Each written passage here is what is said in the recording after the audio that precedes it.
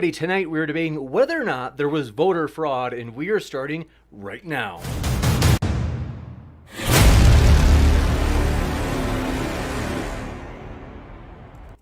Ladies and gentlemen, thrilled to have you here for another epic debate. We are very excited for this one, folks, and want to let you know if it's your first time here and you love juicy, controversial debates, want to let you know this is the first of, or the 500th of many more, and we are very excited to have you here no matter what walk of life you are from. And so if you do love juicy debates, if you're sick in the head like us, consider hitting that subscribe button as we have plenty more to come. With that, want to get into the details for tonight's debate. It's going to be a lot of fun, folks. First, we are going to have a semi-structured debate, namely, each speaker will have 10 minutes for their opening statement. That'll start with John Maddox. Then we will have 8-minute rebuttals, and then we'll have about 40 minutes of open conversation, and then 30 minutes or so of Q&A. So feel free, if you have a question, to fire it into the old live chat, and tag me with @ModernDayDebate. That'll be your way of making sure that I see every question in the live chat so I can get that into the Q&A list. Super chat is also an option, in which case you can not only ask a question, but if you want, you can make a comment toward one of the speakers that they, of course, would get a chance to respond to, and it'll push your question or comment to the top of the list for the Q&A. With that, very excited to have our guests here. We really do appreciate these guys. They're busy guys, and so want to say they're linked in the description. If you guys want to hear more from either Maddox or HeyIt'sVadim, want to let you know you can find those links in the description, and we really do appreciate these guys being with us tonight. So I do want to say first, thank you so much, both John and Vadim, for being here. You're very welcome. It's a pleasure and a sheer sensation. I want to thank everyone who's tuned in. I want to thank Mr. Maddox here and you too. So thanks, James. My pleasure. Yeah, James, as always, look forward to having this interesting conversation, and hopefully we'll be able to have good dialogue and see who wins. Absolutely. So this should be exciting because we never had this topic before, of course. And so we're going to get the ball rolling with John Maddox. And the speakers have roughly, it's always a flexible 10 minutes. So this may be as long as 12 minutes for his opening statement. And each speaker has that equal amount of time available to them if they'd like to use it. So John, the floor is all yours. All right, well, tonight, ladies and gentlemen, we are going to be discussing what I think is going to go down in history as perhaps the most incredible attempt at a bloodless coup in the history of humanity, along with the most obvious propaganda and information control operation of all time. Now, while my opponent will do nothing but spew standard leftist talking points, this blatant attempt to give Joe Biden the presidency through voter fraud and irregularity is not a conspiracy theory. 1984 has arrived, ladies and gentlemen, and if you still retain the mental capacity to think for yourself, it is the only logical conclusion based on the evidence. Now, before outlining timelines and evidence to support my position, we must first consider what this voter fraud was predicted well prior to the election, and all the way to the extent of legal attempts were made in a variety of states with the express purpose of minimizing voter fraud, which was expected to occur due to the demand for mail-in ballots. However, in mostly Democrat-controlled states, many of these attempts were blocked by liberal judges, and in states such as Pennsylvania, they actually aggressively pushed to allow ballots to arrive up to 3 days after the election. And as if this shouldn't raise suspicion, in September of this year, so 2020, ladies and gentlemen, the PA Supreme Court changed Act 77 of 2019 by allowing votes to arrive 3 days after the election day and to permit drop boxes, both of which had been specifically precluded in Act 77. Even NPR wrote in its article that the, quote, Pennsylvania Supreme Court handed down several vote-related decisions Thursday that are likely to help Democrats this fall. The court extended the deadline for accepting mail ballots, will allow voters to submit their ballots through drop boxes, and remove the Green Party's candidate for president from the ballot. Now, going a step further, these decisions were exacerbated when the court ruled just prior to the election that even signatures on mail-in ballots could not be verified as basis for disqualification of a vote. Wow. How does that make any sense whatsoever? Until this year, unless you got your ballot notarized, had witnesses and special circumstances, you weren't even allowed to vote by mail at all, except in a few very limited locations. Yet in 2020, suddenly all of this goes out the window and you don't even need to get your vote in on time, let alone even verify the signature in order for it to be counted. But wait, there's more. Let's head over to Wisconsin, a state that wasn't able to get as many insane court rulings in their favor. And instead of dealing with witness signatures and address state law requirements, the Wisconsin Election Commission literally told poll workers they were authorized to, quote, fix it rather than invalidate the ballots, which did not have the correct information. This instruction was actually sent out by the WEC to the voting districts and, quote, please, this was the instruction, please note that the clerk should attempt to resolve any missing witness address information prior to election day if possible. And this can be done through reliable information, personal knowledge, voter registration, phone call with the voter or witness. The witness does not need to appear to add a missing address. Hang on. So the law specifically states that it must be considered invalid. The ballot instructions sent out to the voter specifically stated they had to do this or it would be invalid. But in terms of the people who are given the responsibility to provide fair elections, nah, just ignore that law. The person who is voting doesn't actually have to validate their vote. I mean, think about that for just a second. Now let's do a quick jump over to Milwaukee, Wisconsin, a Democrat-controlled city in a swing state where on election night, Trump was leading statewide, but then a rather amazing miracle began to happen. Magically, these wards all stopped counting their ballots or reporting the count. However, when they did resume reporting votes, the most striking feature of the data received is a fact that cries out for clarification. So in 7 wards, voter turnout appears to have exceeded 100%. In 2 of those wards, turnout exceeded 200%. In another 15 wards, voter turnout exceeded 95%. Joe Biden carried 21 of 22 wards of the 95 plus precinct wards, but then again, he carried all but 1 of the 67 additional wards in which the turnout was above 90% and won 80% of the vote city-wide. In 25 of them, Biden received 97% or more of the vote. Not only that, but Joe Biden was getting 30, 40, and in one ward, 56% greater number of votes than Hillary Clinton or Barack Obama. I'm pretty sure that nobody thinks that Joe Biden is the kind of person who turns out the vote like Hillary Clinton, let alone Barack Obama. Similar stunning differences in voter turnout and percentage of votes occurred in other swing counties in swing states.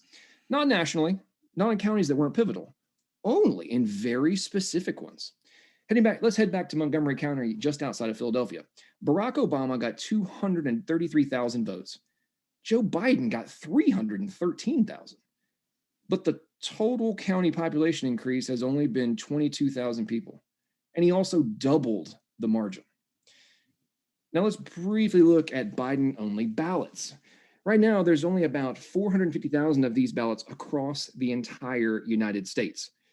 This is amazing when you look at how it seems these only favor Biden. And almost all of them are cast in swing states, and most of them are in strong Democrat-controlled districts. Case in point, Georgia. There were 95,801 Biden-only ballots. So literally, the only thing marked was for him. Nothing for senators. And by the way, both Georgia senators are up for election. However, let's look at what happened in that context for Trump. There were a grand total in the entire state of 818 ballots in the entire state of Georgia that were only marked for Trump and didn't also cast ballots for other candidates on down ticket positions. 818 Trump only votes, 95,000 Biden only. And that's just in Georgia. That's 21% of all these type of ballots across the entire United States in Georgia. Just happened to be in Georgia. Now, what other signals for red flags in Georgia? Well, first off, let's talk about the 132,000 ballots that have been identified so far. They're supposedly from people who it has been documented have moved from the county. Yet somehow ballots from them were cast. They just don't live where the ballot was sent anymore. Interesting, isn't it? That's a lot of votes, people. And remember, that's in Fulton County, 132,000 ballots in one county. Then how probable is it, continuing on in Georgia, that a water pipe bursts in the exact room that is holding a huge number of ballots in the State Farm Arena, not just in the same room, right at the time they were supposed to be posting the vote count after the polls close. I mean, come on. One of the only Democrat-controlled areas in the entire state, in the most populated county, and they managed to have such a random plumbing problem in the exact room that needed to not have one. Come on. Are you really this gullible? This is just like the Democrat-controlled areas in North Carolina that had technical issues that stopped reporting. Same thing in Wisconsin, same thing in Detroit, same thing in Pennsylvania. And just to remind everybody, before these areas all had simultaneous outlier random problems, Trump had very comfortable leads. We all go to sleep. We wake up the next day and we're all being told that somehow these votes had been found in every single one of these areas that suddenly put Biden in the lead in every state. Then you've got Nevada, which, interestingly enough, even though they didn't claim to have any technical issues, the Democrats decided to stop counting at 10:30 p.m., not 3 a.m., 10:30 p.m. They just said, hey, we're going to stop counting. We'll might start again tomorrow. What? We've been preparing for this election for how long? And they just decided to call it a night. I mean, think about this, people. In any other election, if a single swing state was if just one was having these types of emergency issues and all resulted in the same outcome, wouldn't you think something didn't feel quite right? I mean, this stuff is so mind-blowing. It's like I feel like they realize, wow, this is so like over the top that people won't actually think any of this could actually be true. Now we have to look at the fact that the supposed blue wave never actually happened. And how does this correlate with votes for Biden versus Trump? So Democrats were supposed to take the Senate. They were supposed to expand their lead in the House, and they were supposed to absolutely crush Trump. So they didn't take the Senate. They lost seats in the House. And until all these voter irregularities popped up all over the swing states, Trump was on a clear path for victory. In fact, data shows he was getting more votes in many counties he flipped in 2016.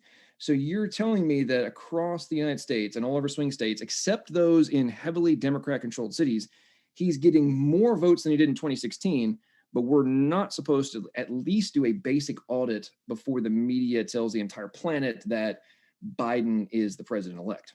Now, of course, people have been doing audits based on the data. And when the Bedford Law, which is the standard auditing concept, which is used for all sorts of audits, but is recognized as like the way that you identify voter irregularities, well, it turns out that this established principle is indicating that a more detailed investigation should be pursued in different areas. But in spite of this, we've got the media claiming this has been debunked, and the process and the principles that are used in any other context shouldn't apply in this context. Amazing. Now let's take a quick look at the Dominion voting system glitches that also magically happened in a wide variety of states, but somehow on massive levels only in swing states. For example, in Pennsylvania, 220,000 votes were switched and 941,000 votes were, quote, lost. Wow, that's amazing. Michigan, 20,000 switched votes and almost 22,000 lost votes, which, surprise, surprise, just happens to be the margin needed to give Biden the lead. Come on, people, how can the math be this nuts? If you think I'm making this up, the system was flagged as error-prone and insecure in 2019, and multiple secretaries of state refused to use it because of the 184 documented problems with it. But all that aside, if you look at the comparison between all the states that used it, most either had 0 switched or lost votes due to the system errors, or maybe a few switched but 0 lost, or 0 switched and a few votes lost. But in swing states and states with major swing counties, somehow they either had massive amounts of both, or a balance between the two of the exact amount that accounts for the margin. And just for fun, why did the media call Arizona for Biden? As of right now, he's only down 12,000 votes and there's 46,000 votes left to count. But Arizona was called for Biden before Texas, before Florida, before many other states. This makes absolutely no sense, and it's yet another example of very strange things to all happen at the same time to make it seem like Joe Biden was guaranteed to win, when before all the magic shutdowns on reporting the night of the election, mathematically Trump was ahead in both electoral college votes and ahead in the swing states, even though on all the media outlets, they actually did the flip-flop of that. I got it about a minute ago. Even Las Vegas odds had switched to give Trump 60% chance of winning. Then it all stops. We go to sleep, we wake up, and everything required for 180-degree pivot has happened. Now, I have purposely not used anecdotal evidence, although at this point there are hundreds of sworn affidavits by people who were working at the polls claiming to have witnessed ballot modifications. There's video of people in Philadelphia literally filling out dozens of ballots by hand, all while police officers staying next to them inside of polling stations. It's gone to the extreme of the state Supreme Court. I got one paragraph left. State Supreme Court of PA ordering different counties to comply with state law, and sheriffs refusing to comply and threatening to arrest people who attempt to fulfill and follow actions. We'll switch it over. Thanks so much. We are going to kick it over to Hey, It's Vadim. And as mentioned, our guests are linked in the description, folks. So if you'd like to hear more from them, you certainly can. And with that, the floor is all yours, Vadim. Hey guys, what's going on? It's Hey, it's Vadim. And yeah, President-elect Joe Biden has indeed won the election. Mr. We hold these truths to be self-evident, and all men were created equal by the go no, oh no you thing. He has defeated the great whining, glowing, spray tan orange Oompa Loompa from hell. And yet we have all these claims of election fraud coming from a president who made the ludicrous and thoroughly debunked claim that 3 million illegals were bussed in to vote in 2016, and made a head-spinning amount of totally unsubstantiated, unsupported, and in fact thoroughly debunked claims that the mail-in vote-in system was easily susceptible to fraud. And we have a deluge of highly dubious claims that just keep coming in of voter fraud from the general public. I mean, who could have seen this coming with all that Trump was saying in the lead up to the election? I don't know. It just boggles the mind. But guys, these claims are in fact overwhelmingly either based on hearsay, speculation, claims that lack foundation, and conspiracy theory. They all lack genuinely credible evidence or have been explained at this point abundantly, which is why these claims are not being pursued by law enforcement agencies who are mostly right-leaning, by the way. These things are taken very seriously when there's anything remotely credible, and yet they're not being pursued. And all the cases that Trump has tried to bring up in frivolous lawsuits have basically been laughed out of the court. I'll get to a few of the claims that have been made in a moment, but first, I want to say that I do have a document containing links to literally 80 studies conducted within the last 20 years that show that voter fraud is both excessively difficult and the actual number of cases is pretty fucking microscopic. For instance, a study published by, and by the way, I'd be happy to share that with Maddox if he wants me to send it to him. I realize it'd be kind of hard for him to look over 80 documents, but I'm willing to share it with him. A study published by New York Law found that most reported incidents of voter fraud are actually traceable to other sources, such as clerical errors or bad data matching practices, and reviewed elections have found incident rates between 0.0003% and 0.025%. So just like I said, absolutely freaking microscopic. Two studies done at Arizona State University in 2012 and 2016 found 10 cases of voter impersonation fraud nationwide from 2000 to 2012, and later found 0 successful prosecutions for impersonation fraud in 5 states from 2012 to 2016, where politicians have argued that fraud is a rather pernicious problem. Also, the Heritage Foundation, which, if you don't know, is a deeply right-wing think tank. They say that 0.00000, that's 6 zeros, people, 7%, 7% earlier. They found that much of a percent of voter fraud cases over a 36-year period from 1982 to 2018. They could only find 1,285 cases of proven voter fraud out of more than 1.8 billion ballots cast, which amounts to the rate of all those zeros in the 7% I told you. I could go on. I have, like I said, 80 of them to share, and I will make that available to both Maddox and Modern Day Debates if they'd like to post it. But these studies come from all sorts of highly respected places: Dartmouth, government accountability offices, the Republican Lawyers Association, Columbia University, Harvard. So, this runs the gamut of both right and left sources. Now, let's just hit a few of these dubious debunked claims that just have been, coming out. Like, usually when you have an event like this, you have lots of people making unsubstantiated claims. I'm just going to name a few. A viral video purporting to show Delaware County election staff fraudulently filling in blank ballots was later shown to be insanely misleading because they had zoomed in to crop out the bipartisan observers who were not more than 6 feet away. So, totally debunked.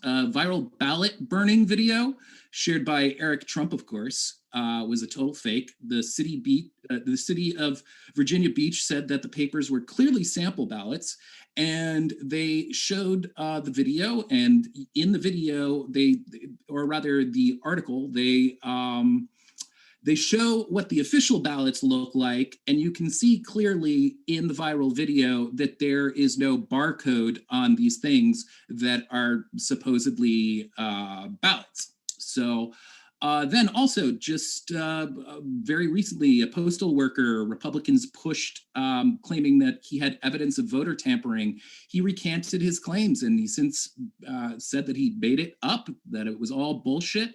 And of course, that was after Project Veritas, who have also made debunked claims, called him a hero and raised $136,000 for him through a GoFundMe. I could go on, but this stuff gets to be like whack-a-mole. It's like any event in which conspiracy theory-like claims emerge. You have an unending cavalcade of them. You hit one, another just pops up. But believe me, way more than what I've mentioned have been thoroughly debunked. And I want to reiterate, the literature showcasing how rare and extremely difficult voter fraud is extraordinarily robust. There's also legal precedent from the Fifth Circuit courts, which, if you don't know, are basically second to SCOTUS in their respect or authority of legal analysis. And their findings correspond to what we see in the literature. I'll get into those findings more later if we'd like, but Teal Deer, they don't find it an issue. And these precedents would probably make it pretty difficult for Trump to mount a successful case. I'm not a lawyer, but that's what the word on the street is.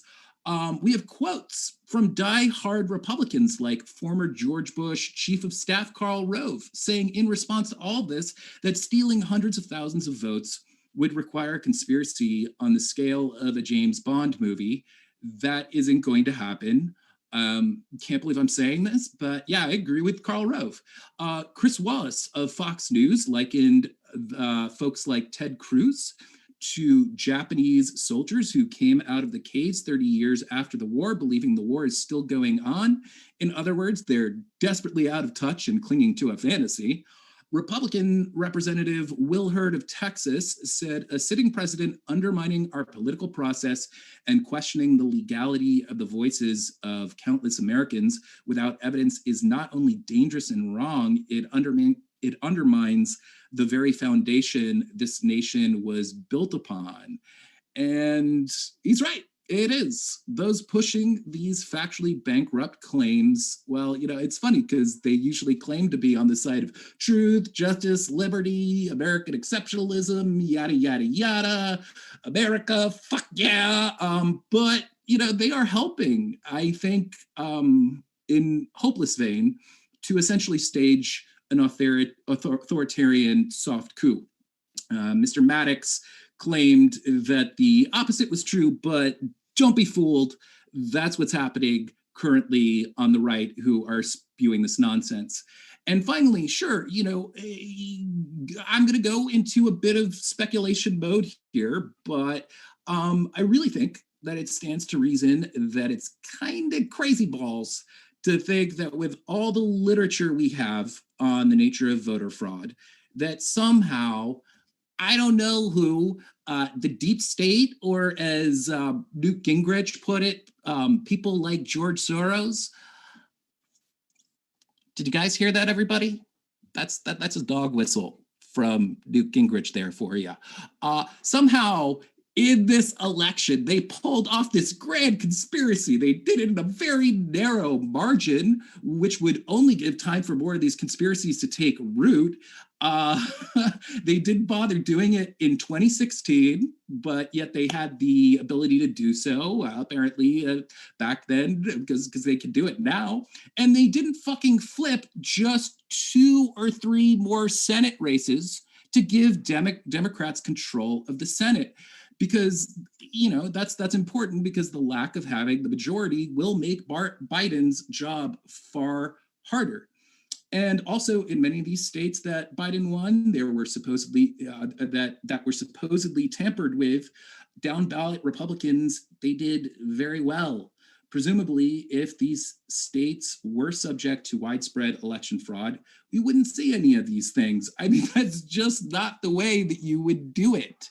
You would do it in a way that provokes less, speculation of fraud, and you'd ensure that he has control of the Senate as well, or rather that Democrats have it. And there were a few races that were incredibly close. So they easily could have done that if all this tampering occurred, and yet they didn't. I mean, it reminds me of 9/11 conspiracies, because at once we're supposed to believe that this extraordinarily difficult thing to pull off occurred, and yet they at the same time, they had a masterful execution of this, fraud supposedly, and yet at the same time they made all these not juvenile, just like amateur dumbass mistakes. So it just stretches credulity to the point of it just snapping in half. It just does not really make sense if you think about it. And I'm surprised that people expect us to believe this colossal hunk of horseshit. It's time for people to face the facts, collectively get their head out of Daddy Trump's ass, and cope. Thanks so much. We will kick it into the first and only rebuttal sections for this debate. So we will have that open conversation. However, we're going to have a strict 8-minute limit on these rebuttals. And so with that, we'll kick it over to John. The floor is all yours. Well, that was interesting, ladies and gentlemen. Look at the way this guy, with his sunglasses on and everything, just spewed leftist talking points. Didn't actually do much of substance other than spew talking points. And claims I've seen a lot of the quote unquote debunks and such from Snopes and Reuters and all that stuff. But then if you go and look beyond the first layer of those talking points, oftentimes you find that there's semantic dependent debunks or counters. So, but one that's more direct. And I'll just ask you this question directly, because you stated that the postal worker recanted, correct? That is what I read. Okay, so you don't actually go and research anything beyond headlines, do you? This isn't actually a cross-exam, so this is 8 minutes yet. Okay, cool. Well, I'll just, this is from tonight. I'll just go ahead and share my screen real quick. And so this is the guy in question. Let me hold. Can you wait 1 second? I can't. I just want to make sure that. Okay. All right. Go for it. And James, please confirm that audio comes through when I do this. I am right at this very moment looking at an article written by Washington Post. It says that I fabricated the allegations of ballot tampering. I'm here to say that I did not recant my statements. That did not happen. That is not what happened.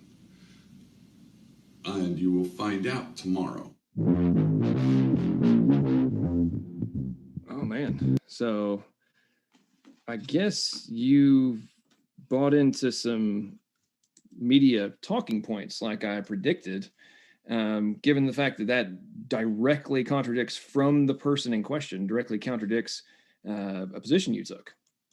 So that's just one example. Then you've got things like literally at this point, hundreds of sworn affidavits from people who are workers either in postal systems, polls, election commissions in a variety of states. They have sworn affidavits regarded to their witnessing different irregularities. And the point that I made, which perhaps went over your head in the beginning of my opening statement, which was we're jumping to conclusions and stating, hey, well, he's voter elect. We haven't even certified the election results yet. There's votes that are still being counted. And yet people such as yourself and the media and everybody else are running around with this like 100% adamant position that it's all over and done. Anybody who's questioning this must be in a state of denial and conspiracy theory, which is ironic given the fact that 20 years ago, just with one state, Florida in this context, in Bush v. Gore, it was 37 days from the election day to when that state was decided. And in that time, nobody was declared the president-elect. So you got to really think about this from a what is happening perspective. Why are we accelerating this so quickly when, not that long ago, everybody is saying, hey, don't worry about any, there's not going to be any confusion. There's not going to be any discrepancies. And now we have discrepancies all over the place and they're in court. Yeah. Have some been dismissed? Yes, but not all. There's significant ones that have not been. And there's also been new lawsuits that have been filed recently. So again, we're a week out from the election, and they haven't finished counting everything in Arizona yet. As I mentioned also in my opening statement, they still got 46,000 votes to count. He's down by 12,000. That state was called. It was one of the earliest states called, actually, from the West. And everybody was questioning, why is this one being called? And all the media types claimed that all the guys doing the math, oh, we're sure it's 100%, it's going his way. But they wouldn't call Texas. Texas ended up being decided by a large margin. So did Florida. They wouldn't call those, but they were going to call Arizona the one that's now coming down to 12,000 votes as we speak. So these sorts of things go on, and people such as my opponent like to act like all this stuff is just accounted for because all I do is listen to CNN. They don't actually go and read for anything for themselves and check on the talking points, obviously. And as they rely on, there was this study done that was done in 2010 or whatever, different years. So in those contexts in which those studies are referencing, was there anything like COVID-19 pandemic in the country in question? Had the entire process of the way votes were conducted undergone a 100% paradigm shift that's being litigated in court? Oh, wait, I don't think so. So to try and apply those standards to an election that completely is a complete 180-degree paradigm shift, I don't understand why you would even try and rely on that kind of information. That just either indicates that you don't comprehend the lunacy of that argument, or you're trying to gamble that the average person listening to this won't comprehend how stupid that argument is. It blows the mind. They accuse people such as myself as being caught up in conspiracy when the evidence is actually leaning in my favor as more and more comes out. And you can rely all day long on Snopes if you want, but there's now fact checkers for Snopes and entities of that nature. So if they keep getting called out for being wrong, I don't understand why you would rely on them. There's something else I was going to touch on. You talked about Republicans doing okay in down ballots. Okay, did the whole premise of the ballots that only named Biden not have any significance? Did you not comprehend the whole point of that? Of course, if they're not impacting the down ballots, then the votes that do affect the down ballots are still going to be in play, and they're not going to be modified by the ones that are being counted and only have Joe Biden's name on them. Like, this is not exactly rocket science, dude. You should be able to comprehend that. So why are you even offering that as a somehow counterpoint to my argument? I don't really understand where you're coming from on that. Where am I at, James?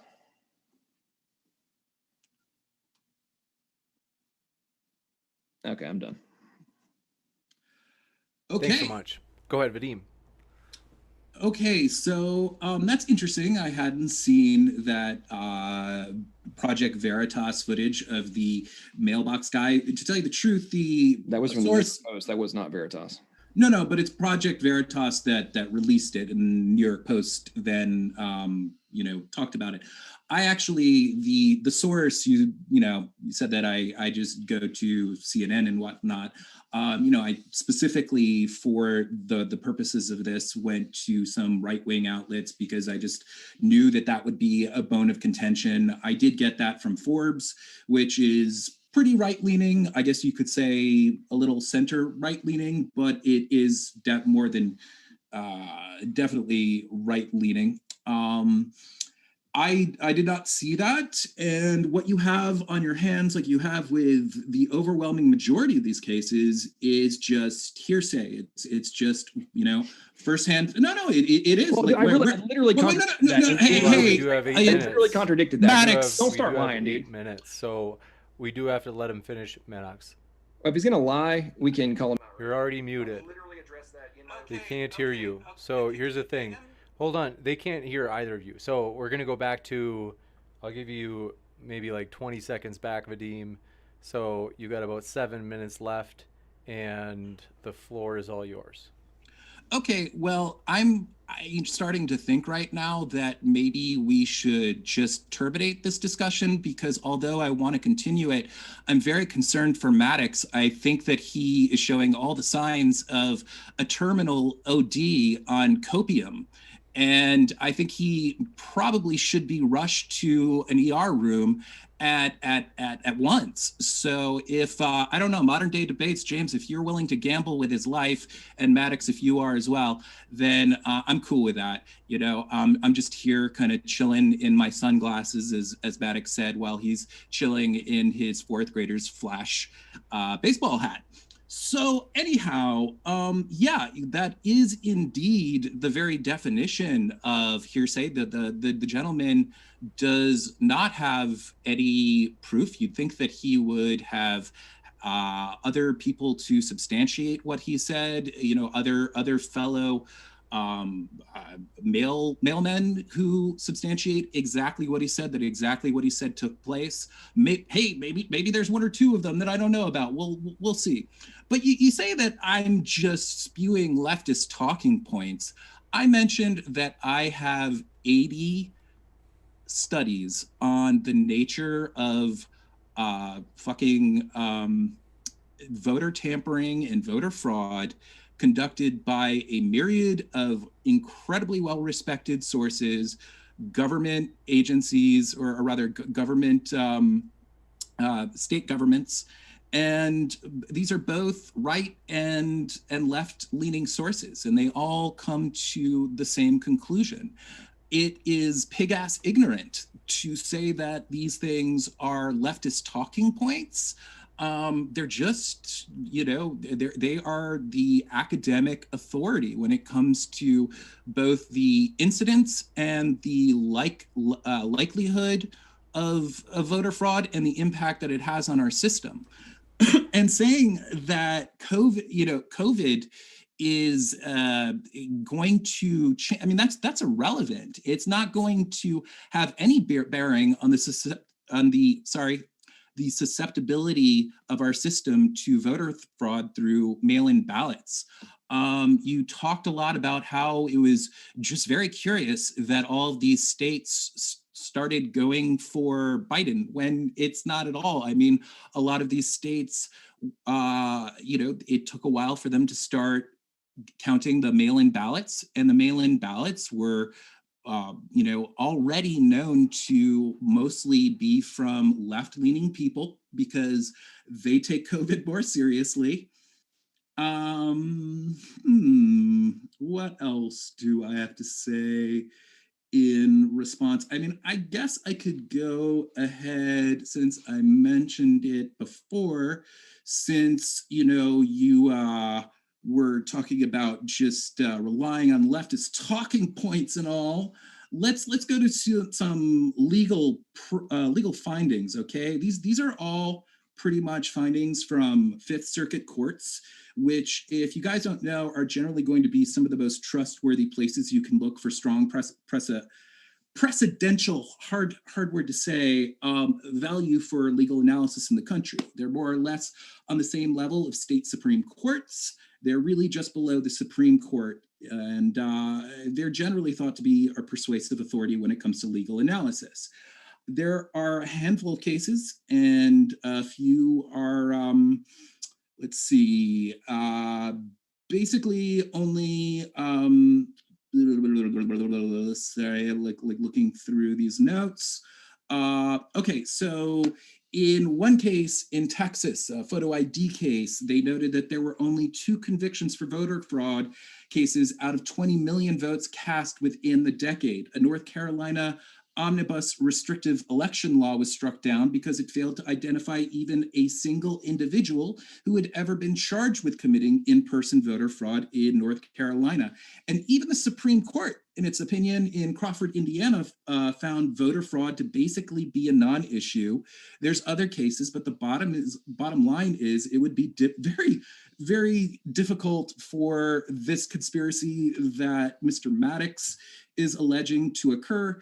And also, I think I said this before, but it would probably be pretty difficult for Trump to mount any sort of successful legal claim.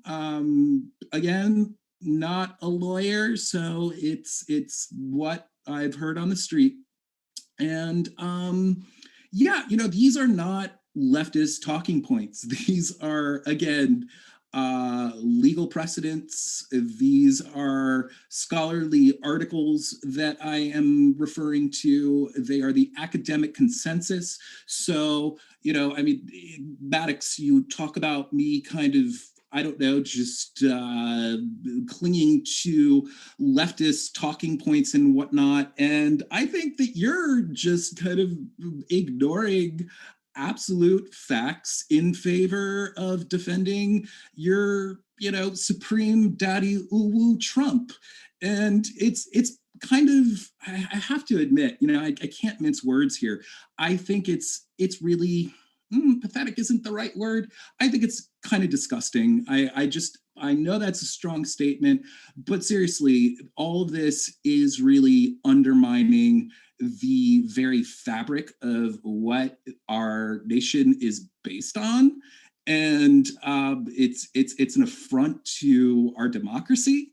And I cannot imagine a world in which the left would ever mount this, with unsubstantiated, bogus evidence, would freak out this much and make all these, it's just, the left doesn't have an equivalent of QAnon. So that's why that's going on. 30 seconds, it's fine. You know what? I'm done. You got it. Thanks so much. Now, we will try going into open conversation. Who knows how this is going to go? But I have to let you know, both John and Vadim work with me here, guys.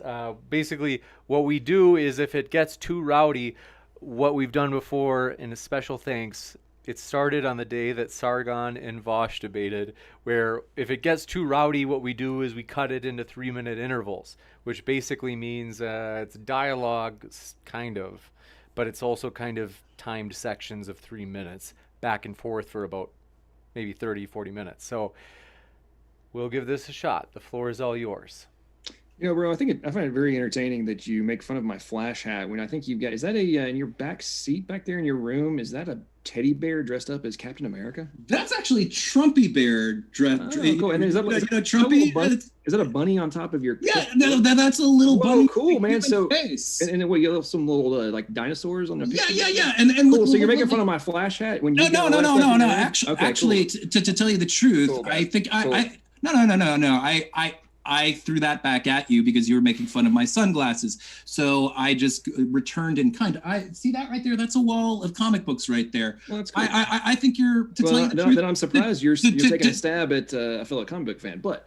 No. As I'm fun as just it is I'm to just make letting you fun know. of each other's memorabilia. In the context of Sure. your Look. rebuttal, I'm address your rebuttal. All right. Okay, so go ahead. Question.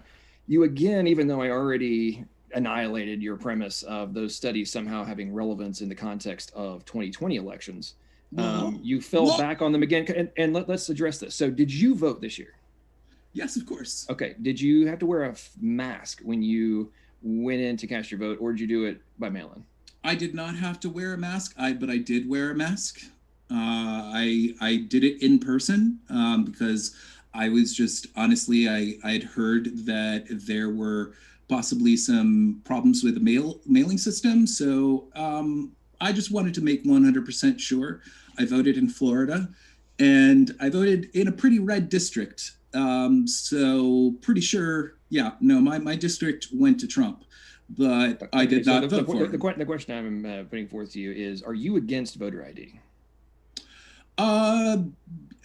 Yes. I agree with the legal precedent that which is it? Because I even argued about. I don't care about. I know about the precedent and what's being discussed, but I'm asking you why you are in favor or against it. I mean.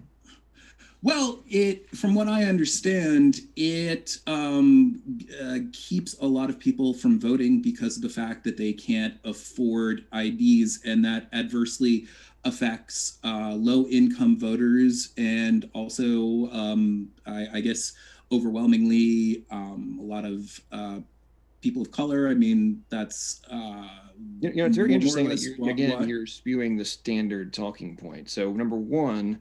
You do know that every state has a zero-cost ID that can be acquired. It's not a driver's license, just an ID, picture ID. So that completely negates your entire point. No, it doesn't. No, it doesn't. No, it doesn't. I'm not done with my point yet. All right, go for it. We'll give you like 30 seconds, man. Next time we do have to go back to Vadim. But secondarily, the reason I'm asking if you're against voter ID in principle, the countries around the world, almost all of them, require voter ID. Third world countries use biometric markers in order for people to vote. So I'm not really sure how, when you look across the globe, basically everybody has voter ID and everybody's fine with it, except for certain components of the left in the United States. How does that make any sense? So are you claiming that somehow all these other countries are against poor people? I want to give Vadim time to answer this question as well as the one I know that he wanted to give a response earlier. So we want to give him extra time here, maybe like 3 minutes. Okay, well, this is absolutely off topic. I didn't come here to discuss voter ID. If I had, I would have researched it more and I would have a more robust response than this. But give me 1 second. Okay, so again, I agree with the Fifth Circuit, North Carolina Fifth Circuit's finding, which found that this was about ID requirements. They found it as purposefully racially discriminatory. Even a single individual who was and the Fourth Circuit noted that the state failed to identify even a single individual who has ever been charged with committing in-person voter fraud in North Carolina. A federal trial court in Wisconsin reviewing the first state's strict photo ID law found that impersonation fraud and the type of fraud that voter ID is designed to prevent is extremely rare and a truly isolated phenomenon that has not posed a significant threat to the integrity of Wisconsin's elections. So see, look, I have a few other cases that I can kind of mention, including a Supreme Court precedent on this, but I refer usually to the findings of people who have more legal, more of a foundation in legal authority than I do. So the fact that I can't discuss this further, it's just because I didn't come here to discuss voter ID laws. If I had, I would have researched that a little bit more, and I'd have a little bit more to say. Cool. So I'm assuming, based on your ignorance of this topic, you're unaware of the different districts around the United States and even cities around the United States that have been authorizing non-citizens to partake in local votes, and it's been documented that they are being added to and given ballots that are non-citizens. Non-citizens. I want to see evidence for that. But is this a roundtable thing where one person, because now he's just. No, I'm getting to a point. No. What you're doing is that you've had two questions, and I thought that this was going to be like you ask a question to me, I ask a question to you sort of thing. That seems to me to be equitable and fair, don't you think? Well, sure. Go ahead and ask me a question after you answer if you know it. Well, go ahead. Okay. Well, do you concede that the 80, more or less, you haven't seen them, but do you think that these 80 papers that I mentioned, not papers, academic studies on the nature of voting fraud, do you think that they are truthful? Do you think that that they should be ignored? Now, and I guess before wait, doubling down on this crap again. This is I am not. All right, I hate to put you guys on mute, but they can't hear you. So if you want to just quickly finish up that point, Vadim, and then we'll give John a chance to answer. Yeah, and I just want to say very quickly, you said that you destroyed my point about the election fraud because of COVID. You did nothing of the sort. You showed no reason why, because of the fact that we have the COVID pandemic right now, that we are therefore more susceptible to mail-in voter fraud. Okay. You didn't do it. Yes, I did. Okay, so apparently you didn't grasp, or you are completely just dismissing the premise. Was mail-in voting, like we've experienced this year because of COVID, did it exist prior to 2020? A lot of things didn't exist before 2020, but that doesn't mean so that they had anything. So did the fact that we now have, it used to be you had to get absentee ballots if you're going to vote by mail, you had to get things notarized, and you had to fall into specific categories of things like out of country, things of that nature, in order to qualify for mail-in voting, other than very few states. And even that was limited on like the different types of ballots. So that was the standard up until this year. And then we do a complete 180 and make mail-in as common as voting in person. So you're talking about a literal paradigm shift, and you're claiming we should rely on studies that were done on an entirely different data set than what we dealt with here. We also have Show me the evidence that mail-in voting is more susceptible to tampering and voter fraud due to COVID. Show it to me. Okay, so you still haven't grasped what I'm saying? No, I don't grasp it because you haven't provided any evidence, and you're not going to have any. So the number of ballots that were supposedly mailed in that are found, quote unquote, after the 8 p.m. on election day, and then they get counted, and then they magically equal the margins. You don't recognize the significance of this. Okay, you have to give me. They literally found. You're making claims. You keep making claims without evidence. No, okay? I literally gave data numbers in my opening statement. Again, were you not paying attention? Look, a lot. Yes, I was. Did I give specific numbers? I'm sorry. Don't have a photographic memory. But that just because you. Well, then don't claim that I didn't give any evidence when you weren't paying attention. Yeah, well, no, you can say certain things, but that's not necessarily actual like concrete evidence until like if you could give me a link right now, that would be great. Can I share my screen, please, James? Yep.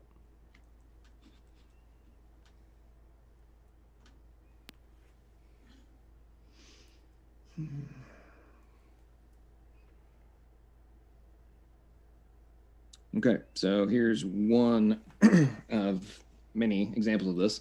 Looking at voter data in Pennsylvania for voting anomalies.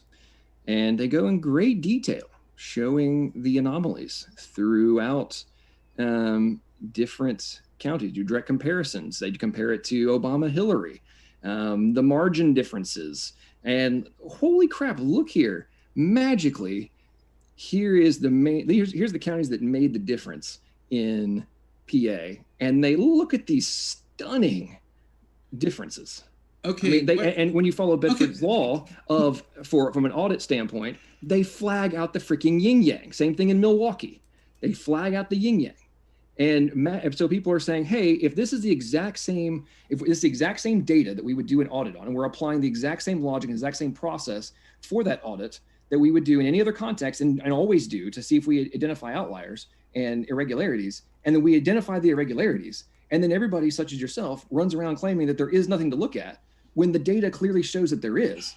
It's are you in denial, or are you just refusing to even accept that there may be something we should look into, or we should just, hey, let's just bend over and accept that Biden is president? Okay, I'm absolutely, like, if there is any genuine voter fraud, I want it to be looked into. So 132,000 votes in Fulton County. 132 in one county. We do have to give him a chance to respond now. He doesn't know a thing, James. Maddox, I realize that in the Mad Max universe, there is a shortage of water. But in reality, in America, it's free. So you might want to drink a little bit, because I think you're showing signs of water deprivation on the brain. What you're showing right now, I mean, I don't know what source that's from. It's from a Google document. Maybe it's actually, that was on Scribe. That's directly from a news outlet, actually. Okay, all right. That's fine. That's published by a Pennsylvania news outlet. It's very difficult to kind of to look at something that quickly and assimilate all of the information properly. You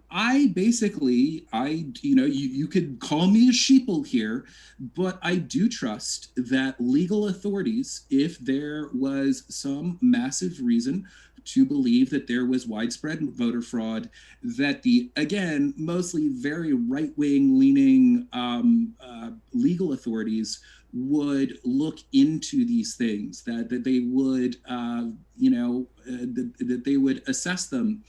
Again, there's a reason why all the claims that Trump brought, and you would think that he would bring his strongest claims to certain courts, have just basically been laughed out of them. So, you can point to certain things, but I think what you're doing without being able to assess the evidence very closely, really look at them and research them, I think that you're just showing kind of weird irregularities, or not irregularities, but just weird anomalies or things that just seem strange. But if one was to truly look it over, there would be a very obvious or understandable explanation for them. Oh, interesting. So I'm going to share my screen again, James. It's interesting you talk about that when obviously I'm trying to look at things from a big picture, not from just one individual item that could potentially be debunked. I'm looking at things from the big picture. But in case you forgot about what I mentioned in relation to the Dominion voting systems, which, by the way, do you know who is a major investor in that company? Oh, I hope you're not going to say George Soros. No, it's actually Senator Dianne Feinstein's husband is a major partner in it. And it's actually run by the former chief of staff of Nancy Pelosi. But their system is used in 29 states and over 1,200. How long have they been using this? I'm getting to the list. Okay, so here is... How long have they been using this? Different states and different counties switch different things, but the 2019 there was a major report that issued all sorts of glaring errors. But here's the data from this year. So Dominion voting systems, these are states that had them. They had votes that are recognized from glitches from being switched or just lost. So Pennsylvania, somehow 220,883 were switched and 941,248 were lost in PA. 20 votes were lost in New Jersey. That's crazy. That's it. Michigan, 20,213 switched, 21,882. Actually, I should say exact margin. You got them in Georgia. Look at all these in Georgia right here. But then you scroll down to like less significant states, 0, 0, 0. And you look at ones, here's Texas. Wow, there's a whole bunch in Texas. But then other states that are using different systems, hardly any. It's like using different companies, 0, 0, 0, 0. There's nothing to see here, folks. There's major documented problems in the states and even that are using this system that is owned and run by Democrats. And in their areas, we're seeing, and even just inside, and not even in all the areas of a state, but in the specific ones that are heavily dominated by Democrats, because what do you have to do here? You have to be able to take advantage of James, the and you have to be able to modify the swap out the flash drives, which is not that hard. What's up? I just want to say, I want this just to kind of be equal, and it feels, maybe I'm wrong, but it feels like he's getting the floor a lot more than I am. So, in terms of what you've been saying, it's very difficult to kind of like see that on the spot. 1 second. Pardon my interruption, but just to be sure that Vadim, that you do get enough time, I'm guessing how long that last one response was from John was maybe like 4 minutes. I want him to respond to my point. Like, what does he not see? Hold on a second. Well, that's not what I asked. So we'll give Vadim maybe hold 2 on minutes. A second. Like, yeah, I was thinking more like 3. So go ahead, Vadim. We'll give you a full 3 minutes. Okay. Sort of. What was I going to say? First of all, it's difficult to see these things on the spot and kind of just accurately assess exactly what I'm seeing. I would have to kind of run some like searches on these claims and whatnot.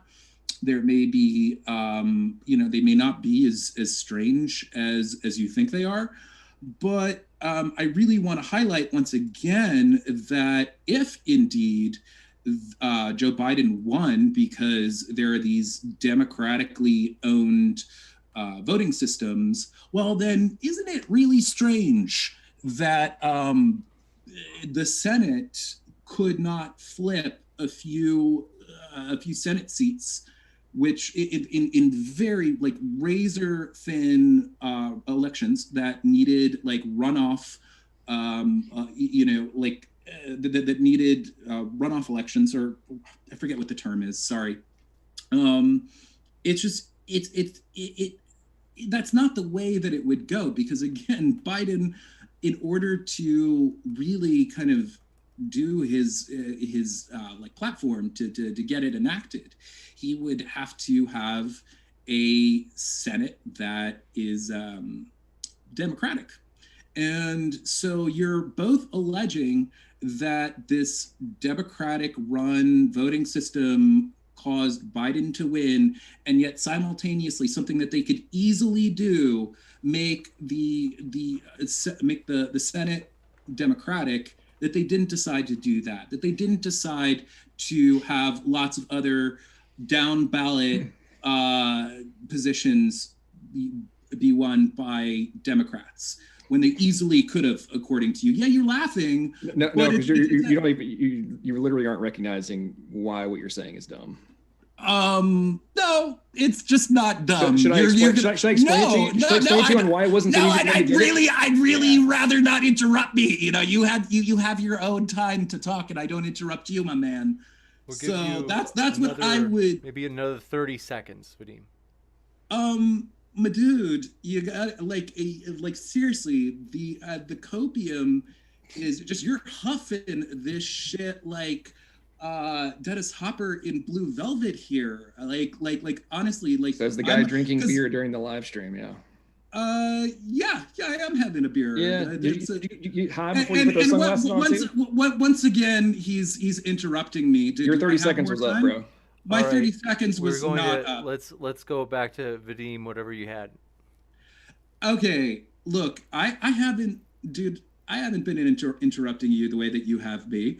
To me, that just shows that you are impatient, petulant, and just very just so hurt and high on copium off of the loss of Daddy Uwu Trump.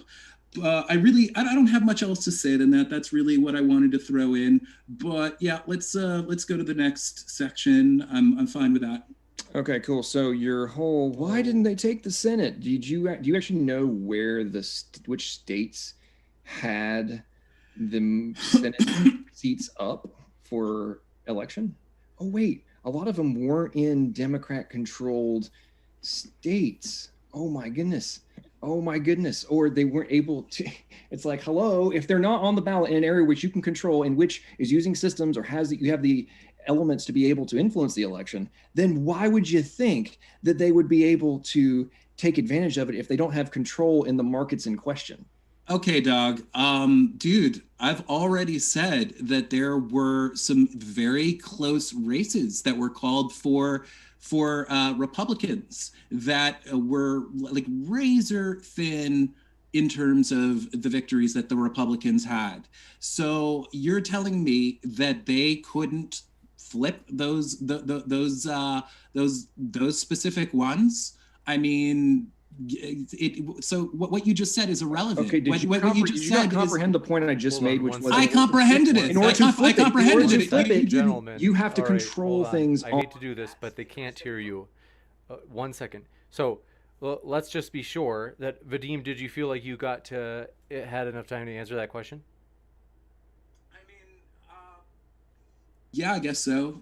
I think I've made my point clear. There were states that could have been won if we have this widespread election tampering that people are saying. And the fact of the matter is, whether or not, I mean, I don't know if you're making the point that there is, that the election system, that the voting system that is not used in the particular states that correspond with the senators who won, but still there are all these other states that have like a whole number of allegations of voter fraud. And what, dude, I know you're okay. Like, do you realize that the entire Senate is not to okay? How is the Senate? Go for it. it. How many seats? I think it's fair. I think we did give you a chance to answer that question, Vadim, and then so we'll go back to John. What do you got, John? Dude, how many Senate seats were?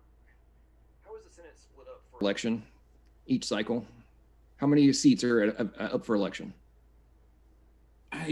In the Senate, I forget offhand. Is it all? You think it's all of them? Big deal. No, it's not all of them. Okay, so if it's not all of them, and it's only a third of them, and different races are not in Democrat-controlled states, or they don't have the ability to manipulate votes because the ones that are up aren't in the state. Because as you also obviously missed the entire point I made in my opening statement, I've made multiple times, is that the fraud, I showed it again with Dominion data, is that the fraud is clearly contained in Michigan, Wisconsin, Georgia, some in North Carolina and Pennsylvania. It's obvious when you look at the dramatic disparities in the data. I'm not suggesting this was happening across the entire United States. That's the entire point. This didn't have to be pulled off in the entire United States. You only have to pull it off in specific areas, and the data shows that they pulled it off in those specific areas. So can you comprehend and recognize that we are not talking about this happening on a national scale? We're talking about happening in a very targeted manner, which is what you would do in the modern era, right? It's called technology.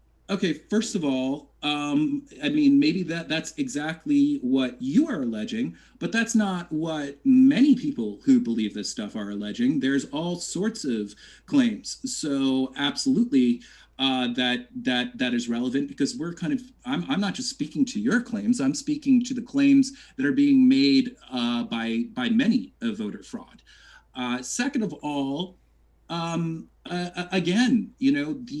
I refer to the robust amount of literature showing that, I know you like seriously. Hey, dude, go back to your talking points. Just fulfill exactly what I predicted. We need to let's give Vadim a chance to finish this, and because honestly, he knows what he's doing. Just laughing like that kind of like derails someone.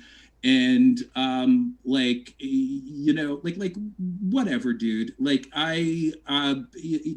This is entirely in line with, I had several people writing me saying like, oh, this dude Maddox, he does not fight fair. And yeah, you've lived up to that whole thing. I know, I'm so mean, bro. Hold on I one actually sec. No, a high level All right. conversation about something that's important. I We're know it's going to go tragic. into the Q&A. It's tragic. I You're think not. that It's not that you're mean. you've It's run- that you're this has run dishonest its and you're course. deliberately disrailing. So Dude, yes, you let's go literally into don't the- comprehend half the words that are coming out. Blah of my mouth. blah blah blah. Let's go on to the next part. I'm going to start reading the questions from the Q&A. Thanks so much. Mike Billars for your question said, obviously there was voter fraud. How else do you explain how any politician was elected? Gotcha. I think that was more rhetorical. Then Mike Billars also said, Maddox, regarding the claims in your intro, do you think Trump lawyers will bring them up during court? If so, will they succeed? Why or why not? I mean, I know that actually quite a few of the points I've made they're in the lawsuits because I've read them. Gotcha. Next, thanks for your question. Andrew Handelsman says, hi, James. Hi, Andrew. Glad to see you. Josiah Hansen, thanks for your question, said, John, how much tinfoil is crunched up in that hat? We like the trollish super chat. Well, Sometimes, as but I've not too much. shaved, as I got my hair cut short, there's none. I'm Very guessing it's a ball approximately the size of his flash symbol. Next up, Larry Letts, thanks for your question, said, I am an actual election worker from Pennsylvania. Maddox, how did the down ballot Republicans do so well in my state? You know what's really concerning is the fact that somebody claiming to be a poll worker, just like my opponent, didn't comprehend the entire point and the basic math. And you're somebody that is handling ballots, and we think that voter fraud can't happen. Wow. Next, thanks. Let's see. So I think you're saying that you've already answered their question within the debate so far. I did. Next, Vadim was asking the exact same stupid question. Do you want to do, just in case they maybe arrived late? That may be why he's asking. Do you want to answer him in case he arrived late? Just a short 2 or 3 sentences. If a ballot is, the only thing marked on a ballot is Biden. It does not alter the down ballot tickets at all. It's not counted towards it. It's not like a negative. It's just nothing. Gotcha. And Mike Billars, thanks for your question, said, for Vadim, do your 80 documents have pictures? Otherwise, how do you expect Maddox to read it? That's a very good question. Yeah, unfortunately there's no pictures. It's not a coloring book, so it might be a little difficult for him to wrap his head around it. I didn't realize. I thought they were being sincere in terms of like whether or not it had like figures or diagrams or graphs. Stevenstein, thanks for your question, says, James and G-Man for 2024. MAGA, thank you for that. We haven't heard from G-Man in a long time. I love myself some G-Man, I gotta say. You guys have probably crossed swords in the past before, right? Oh, we're actually friends, even though we're kind of unlikely buddies. Like we're cool. Like he said some weird fucked up things, and he'd probably say the same thing about me, but somehow we're an odd couple, and I genuinely, God help me, joking, like that dude. So yeah, I was just saying, we miss G-Man. If you're listening, if you hear this, we do miss you. We hope you're doing well. And Astro Hutchins said, hey, it's Vadim, wears a Run the Jewels shirt on the show and clearly sells mainstream media nonsense. Seems confused. I don't know what Run the Jewels, is that a band? What is Run this? the Jewels is a hip hop duo. I mean, that's kind of ridiculous. I mean, they're not incredibly popular. I think that's just a really weird thing to say. I imagine the person who's listening maybe likes the Beatles, maybe likes Elvis Presley, maybe likes the Rolling Stones. I don't know. I'm sure that there's some mainstream rock and roll or country artists that they like. So right back at you, moron. Next up, thanks so much for your super chat. This comes in from Chewy Debates, who says, Maddox, your intro had no evidence, only conjecture. You sound like a flat earther. Quit trying to destroy our democracy, please. Wow, it's amazing how these people, I literally give numbers to support my arguments, and then they claim that I don't say anything. It's amazing. And then you repeat it again and again in the debates, and both the opponents and the people inside chat still don't ever notice the fact that you literally gave evidence multiple times, and then they accuse you of conjecture. It's hilarious.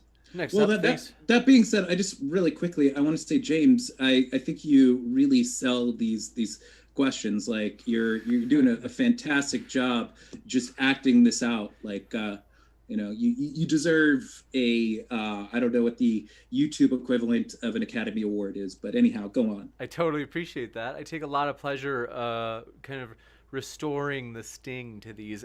Gabriel K says, we paid Dems 4 years to spew the Russian BS. Whoa. I don't understand. What do they mean when they say we paid the Dems? Or do they mean like we were willing to listen to the Dems spew the Russian stuff for 4 years? Is that what they mean by paid? I don't know. Let's move on. Next, thanks for your question. Edward Strinden, appreciate it, said, Maddox, if state legislatures elect Biden, will you accept the results? And they also have a question for Vadim, but we'll give Maddox a chance to answer this one. For those of you who are unaware, what they're referring to is the fact that state legislatures have the authority to basically invalidate an election and basically decide where their electoral college votes are going.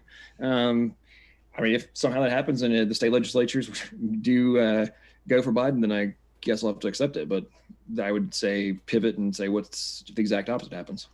Thanks so much. This one, they also asked for Vadim. They said, if fraud is proven and Trump wins, will you say he stole the election?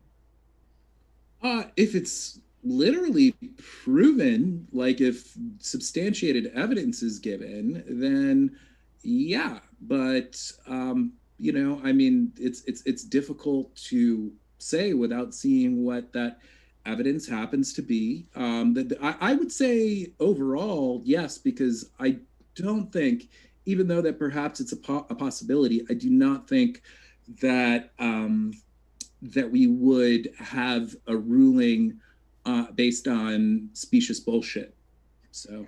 Gotcha. And thanks so much for your question. From RT96 says, Project Veritas, ooh, juicy, says, postal worker guy completely recanted, in all caps, his story when questioned by the feds. Another MAGA cult fail. And I guess, just like my opponent, they didn't realize that that's totally been debunked. Next. And I literally played the video from the guy insisting he did not recant. They must have arrived late. To be fair, it may be perhaps, I mean, you might be right. It might have been. By the way, that video was posted 3 hours ago, by the way. No, I understand that. Let's just be clear here, okay? It might be true that it was false information that he recanted, and then maybe he's bullshitting. Maybe he wants to get that $136,000 that Project Veritas raised for him. Maybe he has a horse in the game, and okay, so you do realize that if he was questioned by the FBI and he it's literally a felony to lie to a federal officer. It's the whole thing that the Michael Flynn case is dependent upon. So if he's now out contradicting that testimony, then he'd be putting himself up for arrest. So let's just debunk that. People, no. But let's just debunk that little position. No. I He's need got to an attorney, bro. Just debunk that little. I need to respond to that. People are, again, I already said that it's possible that what was originally stated was incorrect, but people are also idiots. People make idiotic decisions and lie all the time. I'm guessing you also didn't you didn't watch the whole video. I'm going to give John the last word. Let's go until the next. Well, they can't hear you. I mean, they can't hear you. Okay, so they still can't hear you. Yeah, so I'm trying to give you a chance to respond, John. So given that this super chat is targeted at John, I do want to give him the last word, and then we got to move on to the next question. Go ahead, John. Okay, so obviously you haven't actually watched the interview video and the other information that came along with it, which was the literal recording of his interview with the FBI, in which he categorically did not do so. Gotta go to the and next one. they tried to get him to do it, and he refused. So that's debunked. Shetty Bear, thanks for your question, said many fraud cases are caught when ballots are checked against Social Security numbers. There is no proof of a large fraud effort. What is the evidence? Oh man, I assume that's directed to me. There's, I guess people are just coming in for Q&A, not listening, or maybe they lack in capacity. But there's also sworn testimony from many folks that the things that were coming in, when they matched it to both the electronic and the paper poll books, they were not finding matches, and then they were receiving instructions to continue on and mark them anyway. And there's sworn affidavits on that in a variety of lawsuits. Next up, thanks for your question from Reverend Arno, or Arrow, says, for Vadim, what beer? Oh, I happen to be drinking, let's see, Elysian Space Dust IPA. It's a good beer, you know. And you remarked that I'm possibly drunk. I've had 1.5 of these. So if you think that that's, I don't know, that's not really enough to get me sauced, but I recommend it, folks. Thank you. And this one comes in from Mocracy. Says the correct term is election fraud and am left. I think they're saying, and I am left? I don't...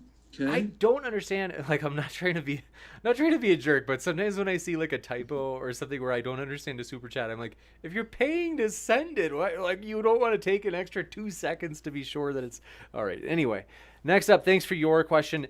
This one comes in from dearest friend Jamie Russell. Says, what is the cause of Biden's voting being suspicious according to Benford's law and not Trump's being suspicious? I'm not going to get into the whole way the process works. I'll post a link to the paper in chat. People can go look at it. Thank you. And then there's a whole process. They got the diagrams. They show how the data lines up. There's like variables based on first and second digit, and the way that correlates into irregularities and such. Gotcha. And 1888, I'm telling. Thanks for your super chat. Insulting an entire people group. Says the Dems are fascist. I don't even know how to pronounce this. Fascistic. Their masks are off. Take it for what it is. All right. So go ahead, Vadim. Scandalous. So next up, thank you, Casual Films, for your question. Said Maddox is only spewing claims and accusations. You have no real evidence. Of course, this election is different. It's a repudiation of the Trump virus. Next up, thank you for your question. John just chuckles. All right, glycerin. What is it? Glycine Max 2024. I'm embarrassed that I must not know who these people are. Do you guys know who Glycine Max? Next, no. That's from Sunday Warship. Thanks for your question. And also, thanks for your question. This one comes in from Shetty Bear, who says the average family pays trillions of dollars of medical costs due to COVID.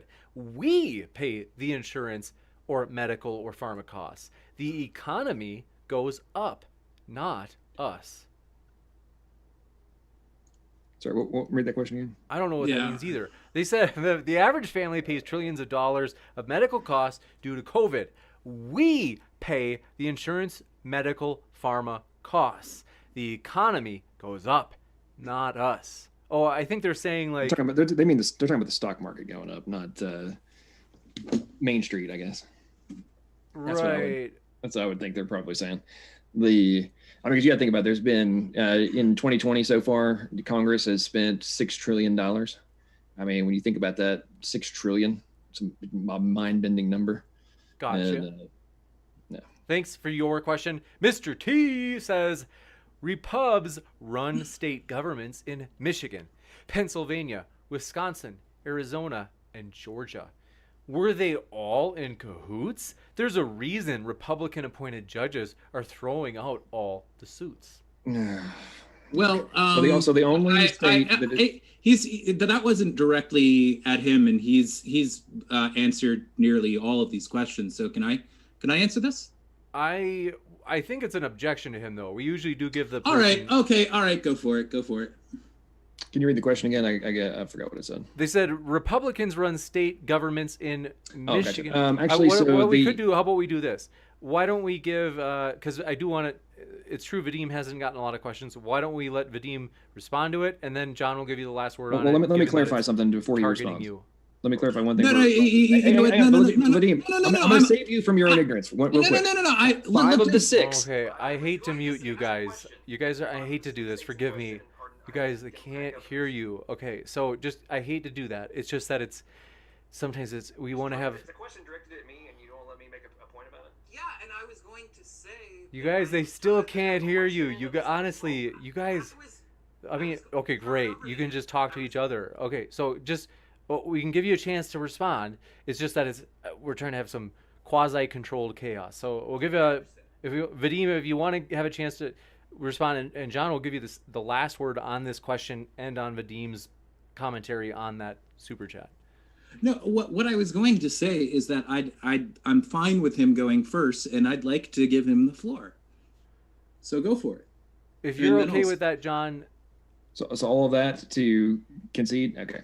No, that's what I was trying to say.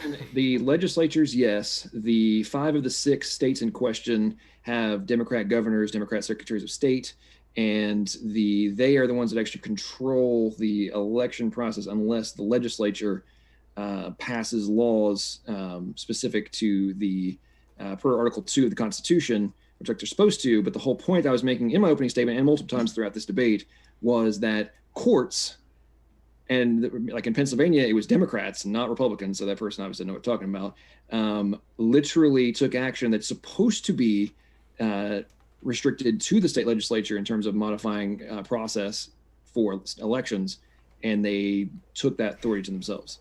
Go ahead. Okay, well, the reason why I definitely wanted to give you the floor is because perhaps this is not a very important thing to say, but I just want to say I'm thrilled that Mr. T is watching modern day debates.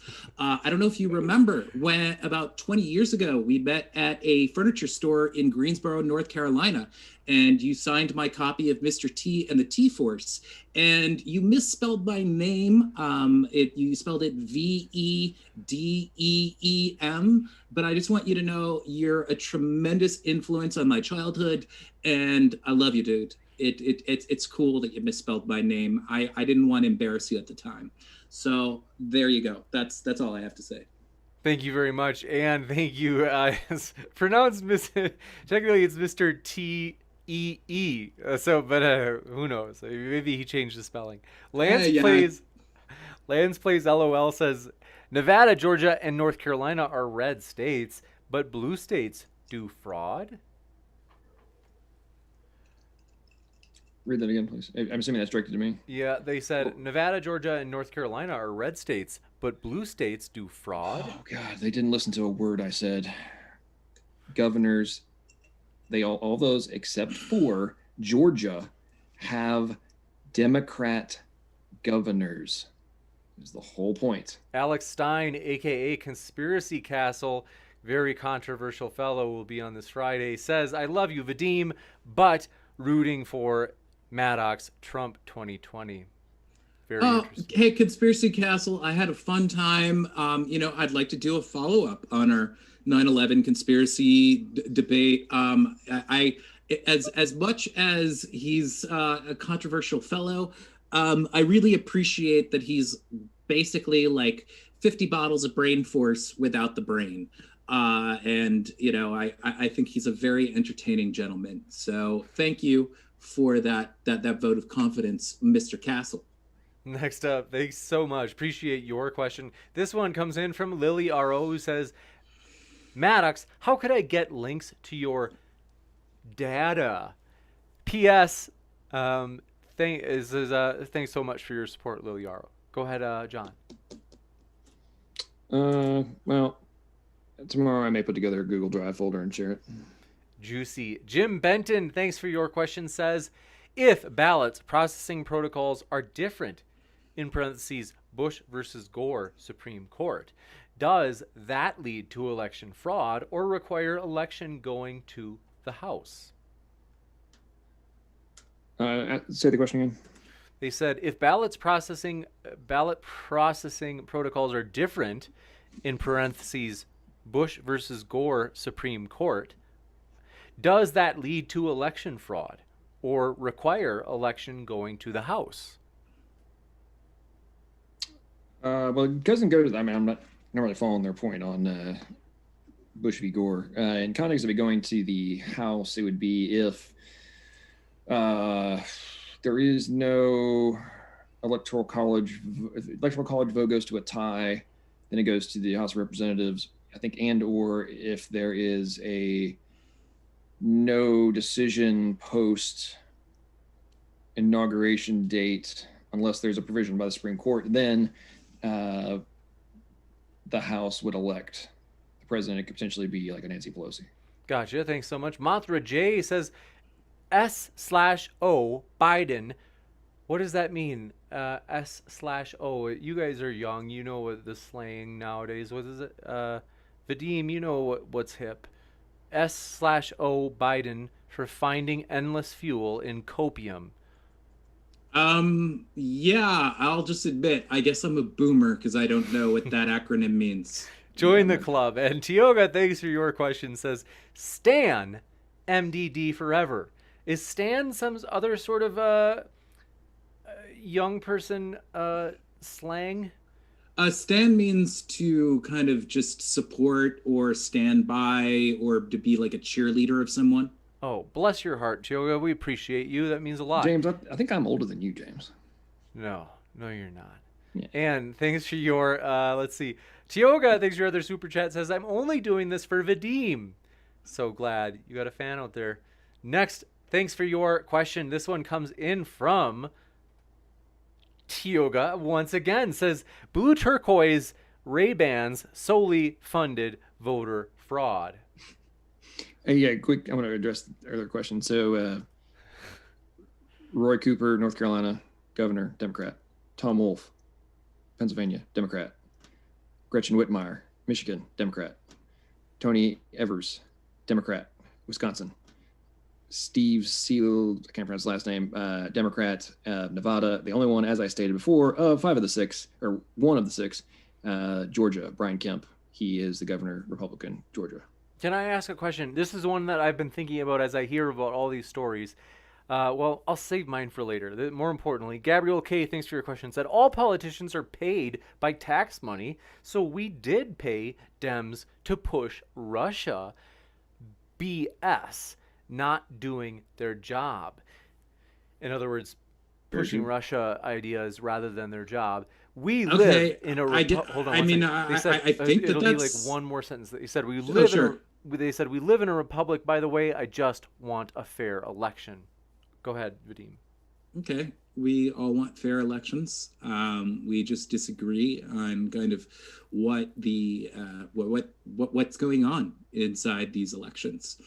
When it comes to Russia BS, yeah, I would definitely somewhat concur that some of that was kind of sensationalized more than it should have been, but it did result in, certain convictions, people being, there were several things. It's not as like, some people like to paint it as it was a huge thing that was just like one of the worst things ever, and other people like to paint it like it was nothing, and it's somewhere in between.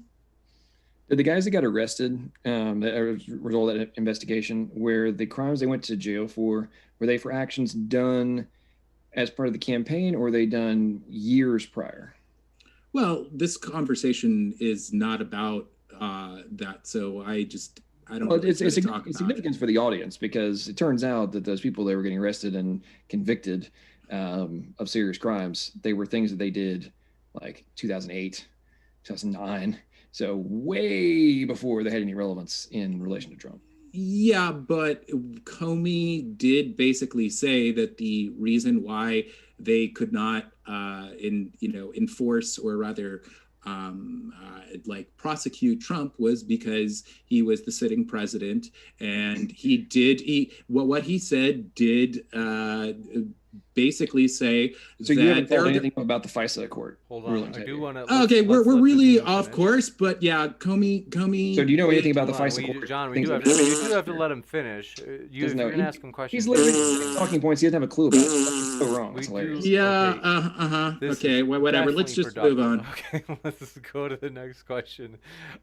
Gabriel, thanks for your question, Gabriel. Nightmare, thanks for your question. Says, "Good job, Maddox. Next time, instead of bringing facts, just whine about your feelings. Oh, LOL. Okay, thanks. Appreciate it, Nightmare.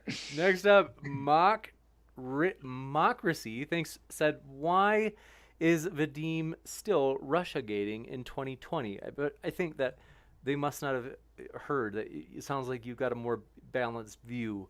You said that there was some. I think there's something to the allegations, and then some people made it out to be more than it was. There were certain individuals who made some false claims, and some things that were true. So yeah, I guess you could say that I have a more balanced view than some people, but I don't think it's a nothing burger. I wouldn't say that. So I have a question for you. Did you we do have a ton read of the questions. I'm so 384 sorry. pages of John, the Mueller report? We have a ton of questions, including one for you. We do have. Tioga, thanks for your question. Comment said, "Bring Conspiracy Castle on or don't come on at all." That's weird. I didn't know she likes Conspiracy Castle. Conspiracy Castle at the house. Dietrich says, "Maddox, are you familiar with John Alden's mass voter fraud leaks?" Not off the top of my head, no. Gotcha. All right. Thanks so much for your question. This one coming in from King024 says, "It's amusing to argue who won the election when large corporations control policy in the U.S. It makes no difference who's in office." I would argue that that's not true at all. I mean, yes, there are a host of similarities between the two. But on the very first day of Joe Biden's presidency, he's going to rejoin the Paris Climate Accord. He's going to reverse Trump's withdrawal from the World Health Organization. He's going to repeal Muslim majority country travel ban or the travel ban. He's going to reinstate the Dreamers program, reinstate dozens of environmental and business regulations undone by Trump, and repeal the military transgender ban. That's just on his first day. And he's also going to initiate a nationwide mask mandate. How do you feel about that? That's yet to be seen. But I mean, they literally made that public announcement. I'd have to see it. How do I feel about it? I'd have to think about it. I just, So Gotcha. how do you feel about back of him banning fracking? He isn't banning fracking. That is literally on video stating this. Okay. And don't do your Snopes thing. We do have to give video. him a chance There were ad campaigns on this Maddox. whole thing. Listen, you're on mute. Okay, so we do have to give him a chance to actually answer Maddox if you're going to ask him a question. Go ahead, Vadim. Hold on. I'm just looking up Biden fracking right now. Factcheck.org. I'm going to get the dude. You don't have to go down this rabbit hole. I'm going to pull the video up. I mean, yeah, there may be some, I think what he did is that he discussed certain types of fracking, which are more harmful to the environment than other types of fracking. He very much does not. I mean, this is actually something that a lot of, because I'm a Bernie guy, that a lot of Bernie voters had a problem with him on that he does support fracking. And actually, I don't know where I stand on the issue, because I've heard kind of conflicting discussions on kind of how harmful fracking is, and I can't really say where I stand on the issue until I've done more research into the discussion. But yeah, he did say that there is a certain type of fracking that he's not for, but he is overall for fracking, and he's made that very clear. Man, priceless, dude. There was a whole deal with literally 2 weeks before the election. While in Pennsylvania, Northern Tier, he literally made the statement I'm going to ban fracking. He doesn't he's so senile. He didn't realize that it's a huge portion of their economy. There was a whole big scandal about it. And he's been on video in debates going back to the primary, talking about drilling banning drilling, removing millions of cars from the road, all sorts of stuff. Apparently, you don't do anything other than Google and read headlines, like I predicted. No, it is We got true. a lot of questions. I'll next give you a question. chance to respond, Vadim, to defend your honor, and then we got to go to the next one. It is true that at one point he did oppose fracking, and that I'm not 2 weeks saying before that, election. that John. he didn't. 2 weeks, but I love how this guy's just irresistible urge to interrupt is just cannot be paralleled. Call out bullshit. Yep. Overall, if you look at the like majority of his statements, the man is for fracking. It's pretty obvious. And yeah, and he has contradicted himself on that. That's not cool. I'm not here to say that Biden is 100% always awesome. I mean, he fucking said that the "you ain't black" stuff. He says stupid shit. Gotcha. And thanks for your question. Anamorphic Mind, 2 seconds, said, question for Mad Ducks. Thank you. Said, despite proving to be intellectually dishonest, why didn't Trump's voter fraud commission find any voter fraud? I don't know. They're filing lawsuits all over the place. Have you read any of the lawsuits from Wisconsin, Michigan, and PA? I have, and they are directly making the allegation. Gotcha. And and by the way, the Attorney General of the United States has also initiated an investigation. Next As up, well. thanks. And there's like 13, I think, attorneys general from different states that have filed amicus briefs in favor of lawsuits in PA, Wisconsin, and Michigan. Gotcha. And thanks for your question. This one comes in from, you guessed it, our dearest friend Tioga strikes again. She says, we would never misspell your name, Vadim, Daddy. Next, thanks for your question. Says, we got Anamorphic Mind saying, just wait. Oh, we got that. Igor Zentino, thanks for your question, says, the problem with Maddox's evidence is it's on the bottom end of the evidence hierarchy. No intellectually honest person would base their opinion on it. Okay. Next, thanks for your question. Lance Plays LOL says, Dems in government equals fraud, an argument only clowns buy. Next, thanks for your... Oh my God. Next up, thanks for your question. And in one comment, my entire argument has been destroyed. I thought this was like that they were saying. I thought that was an attack on John. I don't. Oh, okay. Then I apologize. Then I misunderstood. Fully agree. Next, Lily R.O. Thanks for your question. Says no citations in that document. Whose burden is it, John? Can you read it again? They said no citations in that document. Whose burden is it? I think like whose burden is the evidence? Which document? I don't know. Next, thanks for your question, James W., who just faced off against Maddox the other day, said the soy industry is trying to steal an election for Biden with the help of the king of soy, James Biden Coons. Maddox fighting for the Trump truth. No more soy. Appreciate that. I had a soy. I'm sorry. I'm pretty high up on the soy hierarchy. I don't know if Biden is the king. I mean, there may have been some tampering in that election, but go on. Yeah, it's true. And speaking of soy, Brenton Langle, thanks for your question, says, wow, you mean to tell me a state that elected Democratic governors would wind up voting for Biden? Shocking. It's simply scandalous. Who can explain it? Next up, thanks for your questions. This is from Tioga, says, James's horn rims solely funded voter fraud. I wish I knew what horn rims are. Is that some sort of sexual innuendo? Next, Jim Benton thinks nasty person. All right, Jim Benton, thanks for your question, says, if states violate or discriminate in their election processes, is that grounds for contention? There is evidence for this in Michigan, Wisconsin, and Pennsylvania. This violates Bush versus Gore because all votes must be treated equally. Okay.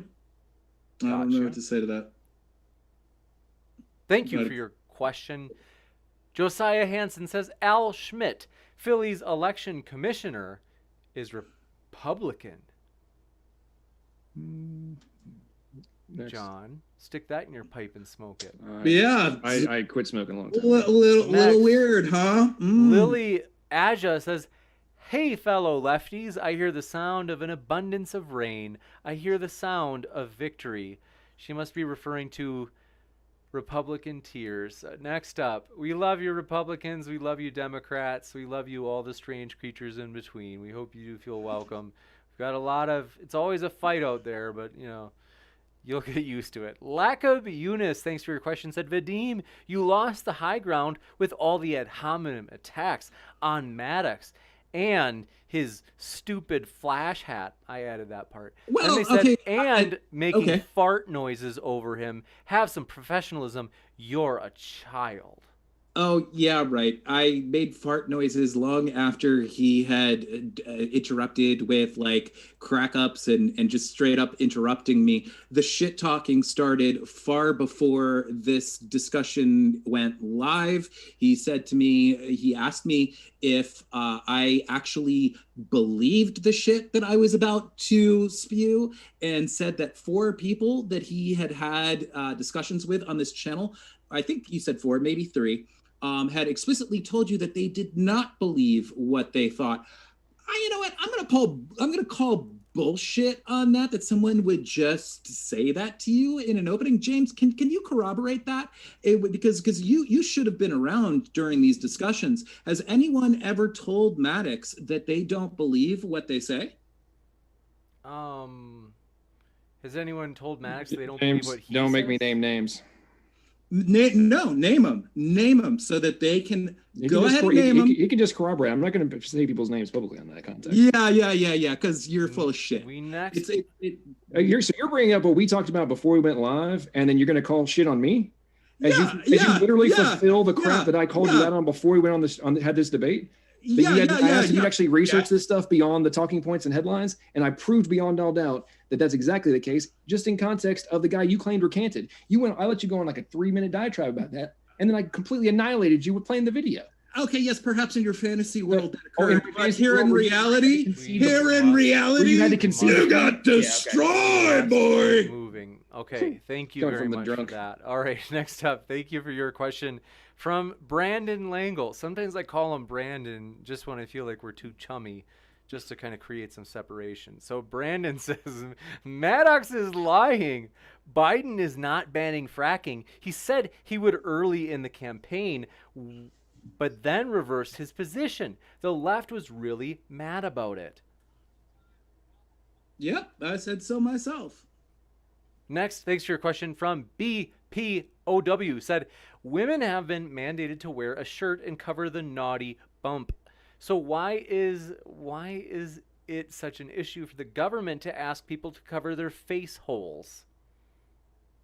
A question for the ages. Sorry, what was the question? I was pulling up a video that literally shows the contradiction of the fracking. Okay, so they're saying, hey, if people have to, like, if the government can make laws about people wearing clothing, then Maddox, why is it so outrageous that the government would have people required to wear masks? Oh, now I understand what they're saying. Okay, go on. Maddox? Well, this has been rather well-defined legally in the context of covering your sexual parts and what is considered normal standard. This is outside of that purview, because if you want to go down that rabbit hole, then you're going to say, oh, well, I guess we're just going to grant the government the authority to tell us what kind of shirts we can wear, what kind of pants we can wear, what the shirts can and cannot say, things of that nature. So it's a totally different context, and they're trying to rely on a minutia semantic interpretation rather than basic common law. Can I ask Maddox? I mean, the common law has been rather well established on this since the dawn of time. Can I ask Maddox a follow-up question? Sure. I'm just curious. Let's say that we had some sort of scenario where we had a far deadlier pandemic on our hands, where, contact, where it was basically, let's say, like 10 times, 100 times what we have right now. Is there some point where you would be cool with a mask mandate if it was, demonstrated by science that not doing so would more than likely cause way more deaths than we currently have in our hands?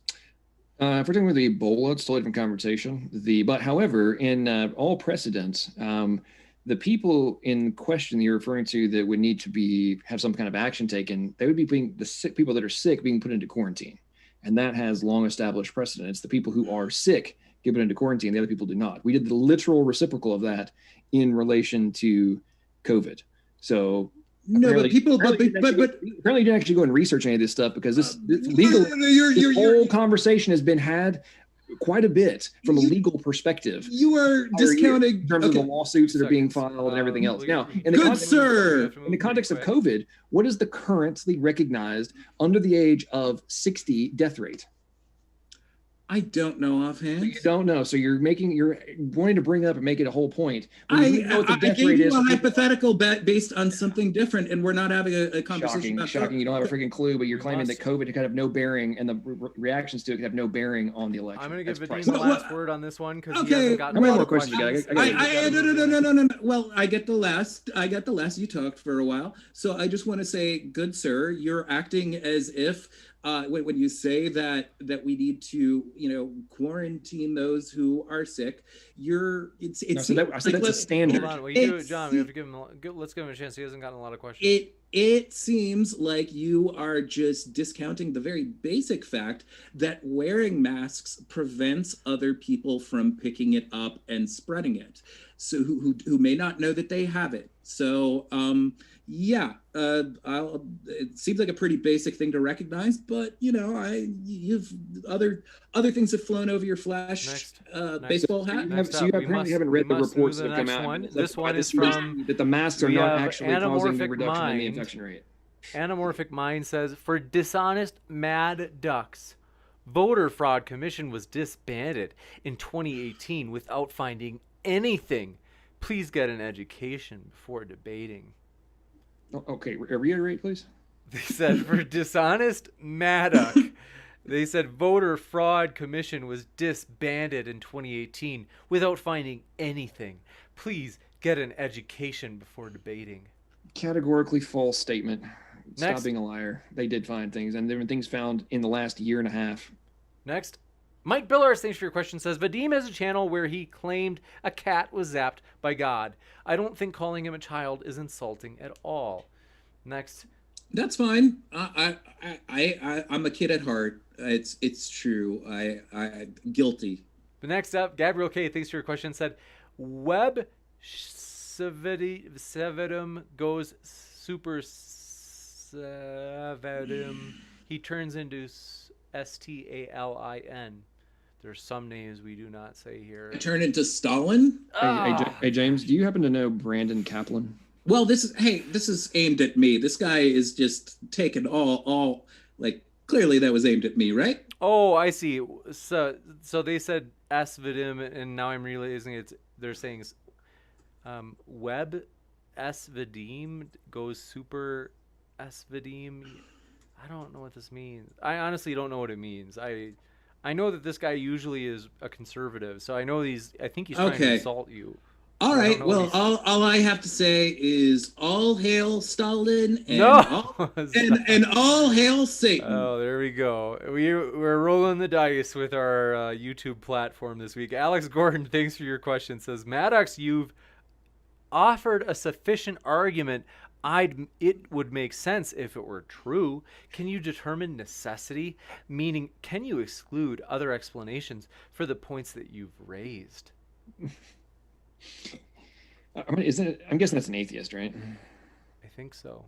Yeah, probably wants to go for if there's any other possible explanation, the one that makes sense must be false. Next up, thanks for your question. This one comes in from D. Trich. Says, Maddox, do you understand the difference between evidence and lawsuits? Did you know the USPS guy recanted his story to the House Oversight Committee. I know that's what's reported. I know that the direct antithesis is what is he stated publicly. What about this? I have to ask just because I'm like wondering. Real quickly, I'm sorry. I'm so very sorry. Can you just ask Maddox a couple of questions while I hit the bathroom real quick? Yes. Because it's just a necessity. And Thank one you. question I have, Maddox, is regarding this question from them is,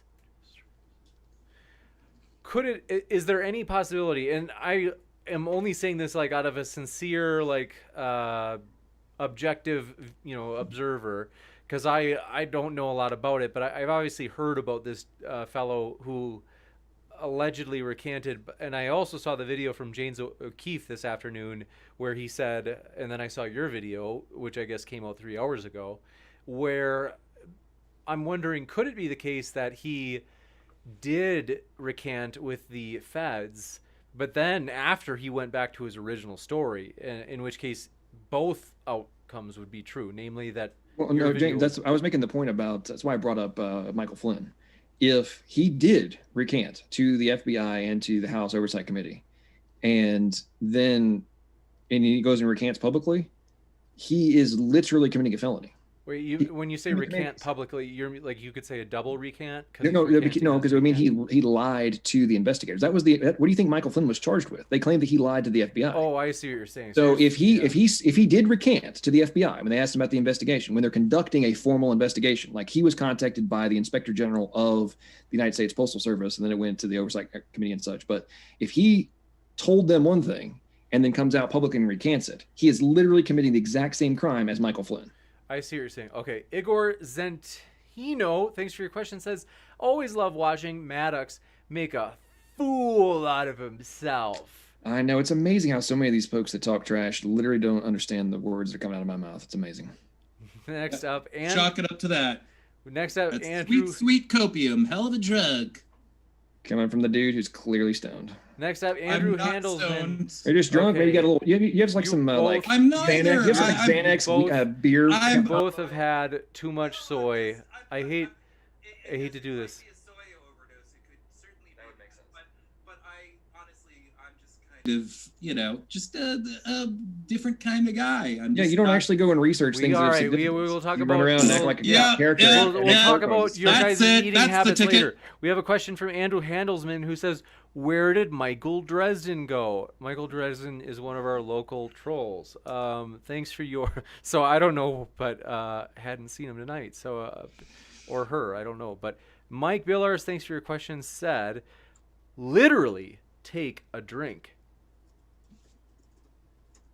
Yeah, I think I think you deserve it, Maddox. And like I said earlier, perhaps some water would do you some good. Getting a little water to your brain. And I know if you have an abundance of it, it kind of fucks up your brain. But it would be a good thing. It's just think about it. Have a few glasses of water. It's a nice way to tip off your heavy huffing of copium doses. So amazing. Okay, next. Amazing. Thanks for It's your amazing question. how you project your own mental state. Yeah, totally. Next up, oh yeah, that's right. I had a lot of people were wondering if I was on drugs last week. I think it was on Friday. I was not on drugs any night, but on Friday I had not slept Thursday night, and like no joke. So that's why I was like, I promise I'm okay. I'm not. I don't remember. Well, but James, in fairness to you on your action, you do know that deprivation below, I think it's 4 hours of sleep, you have the equivalent of a 1.2 blood alcohol level. this came up in one of my classes. Yeah. So I guess you could say I was in some way inebriated. But Gabriel K, thanks for your question, said, you don't know Dragon Ball and you don't know me, James. I said he was turning super Stalin. I am not a conservative, but I lean to the right. Well, thanks for setting me straight, Gabriel K. But Vadim, what have you got? He said that you're turning super Stalin. Is this true? I mean, I said hail Stalin and Satan. What else is there to say? Guess that settles it. Want to remind you folks, let's see, I think we've got a few more questions. Reminding you though that our guests are linked in the description. We appreciate them. It's been a wild one tonight. We appreciate that both of these guys have high energy. That's what we like for debates. That makes it fun. And then we have, here we go, Kango24. Did I read this one? I feel like I didn't. The one about, they said the government mandates you wear a seatbelt. Does that infringe on your freedoms? Mad Ducks? Oh, good Lord. We're going to go down this rabbit hole. There's a privilege of driving. That's why the additional restrictions come into play versus a fundamental right, constitutional right. And seatbelts are not delineated in the Constitution. Voting rights are Article 2. Gotcha. Thanks for your question. This one comes from Igor Zentino. Says, we understand your words. We just don't understand how someone can be so stupid, Maddox. No, they do not. That guy specifically does not comprehend the conceptual components that are being outlined. And if he wants to have a debate with me, then I'm happy to do so. Next up, and I have the best words. They're tremendous words. Dietrich, thanks for your question. Huge words. That's right. Vadim or Maddox, they said, what's more likely, that the USPS guy lied to the House Oversight Committee and risked committing a crime, or lied to Project Veritas? I mean, I can't on the spot kind of do that sort of calculation. I think that the idea that he lied is, there's a very strong possibility of such a thing. Gotcha. And it was directed to both of us. Yeah, go for it. So, well, I guess you had to go take a crap or whatever, so you might have missed this portion. So I didn't take a crap. I took a pee. Okay, whatever. I figured you're more full of BS and just need to release some. Out of my dick? Hey, right, man, you might have things rewired. Obviously, just going in your brain. Stuff later. But in the context of, I already explained this.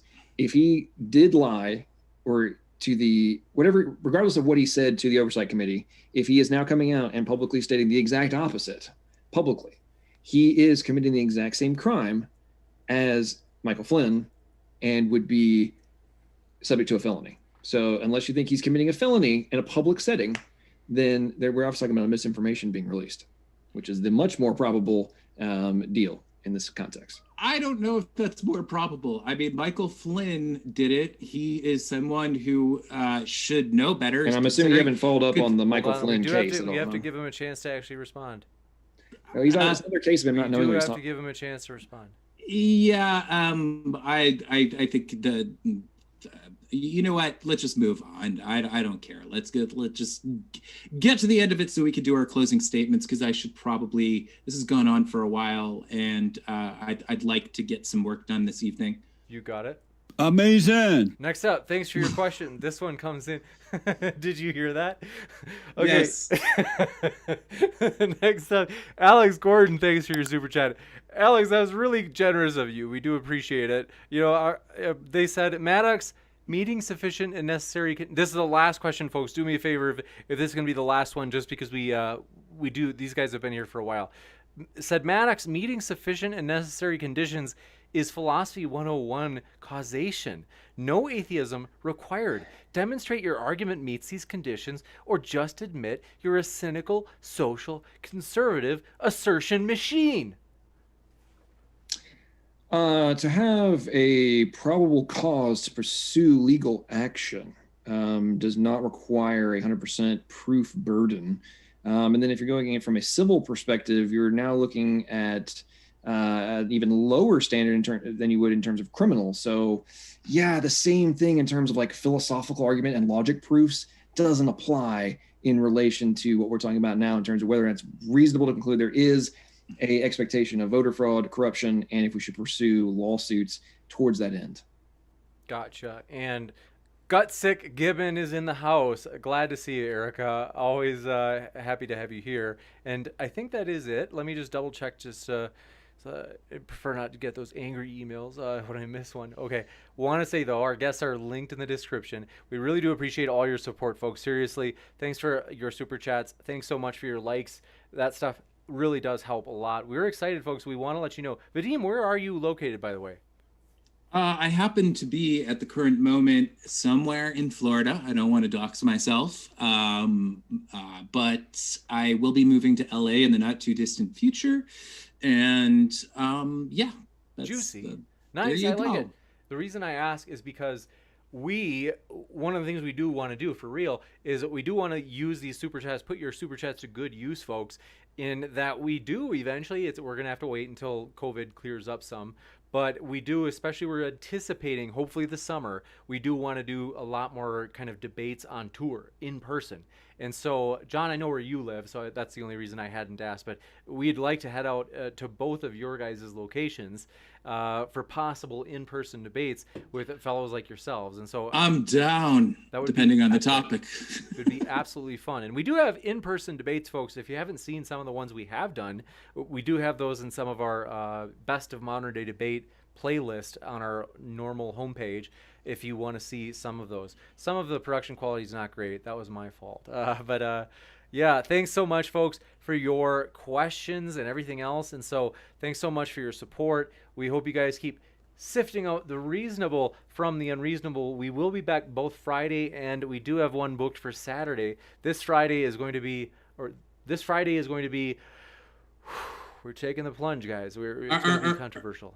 Are we not doing closing statements? I thought we were. Oh, I didn't actually have it in the format list, but if you know you what, want, we can. No, I mean that's fine. That's fine. If you know, you know what, I'll leave it up to Maddox if he wants to do it. Doesn't matter to me. If you guys want, I'm open to it. I mean, I thought that was what we were doing, but that works. We will then. Let's do it. 5 minutes. Is that okay? I think so. Cool. All right. Then I have the timer. Let me just 2 seconds. Set. All set. The floor is all yours, Maddox. We'll start with you. No, I'm going last. Okay, that's fine. So first of all, I would very much like to challenge both Maddox and those who have had discussions with him online to come forward, either Maddox with the names of people that he says have told him off the record that they don't believe the shit that they say. I think that this is a very specious, total bullshit lie that he has created. And I'd like to ask those who have had discussions with him here on this channel to chime in and say if they had. And also, James, if you can think about it and if you can let anyone know of any times in which you've overheard that, that would be fantastic. Because I think it says a lot about kind of the nature of the person that we're dealing with right now.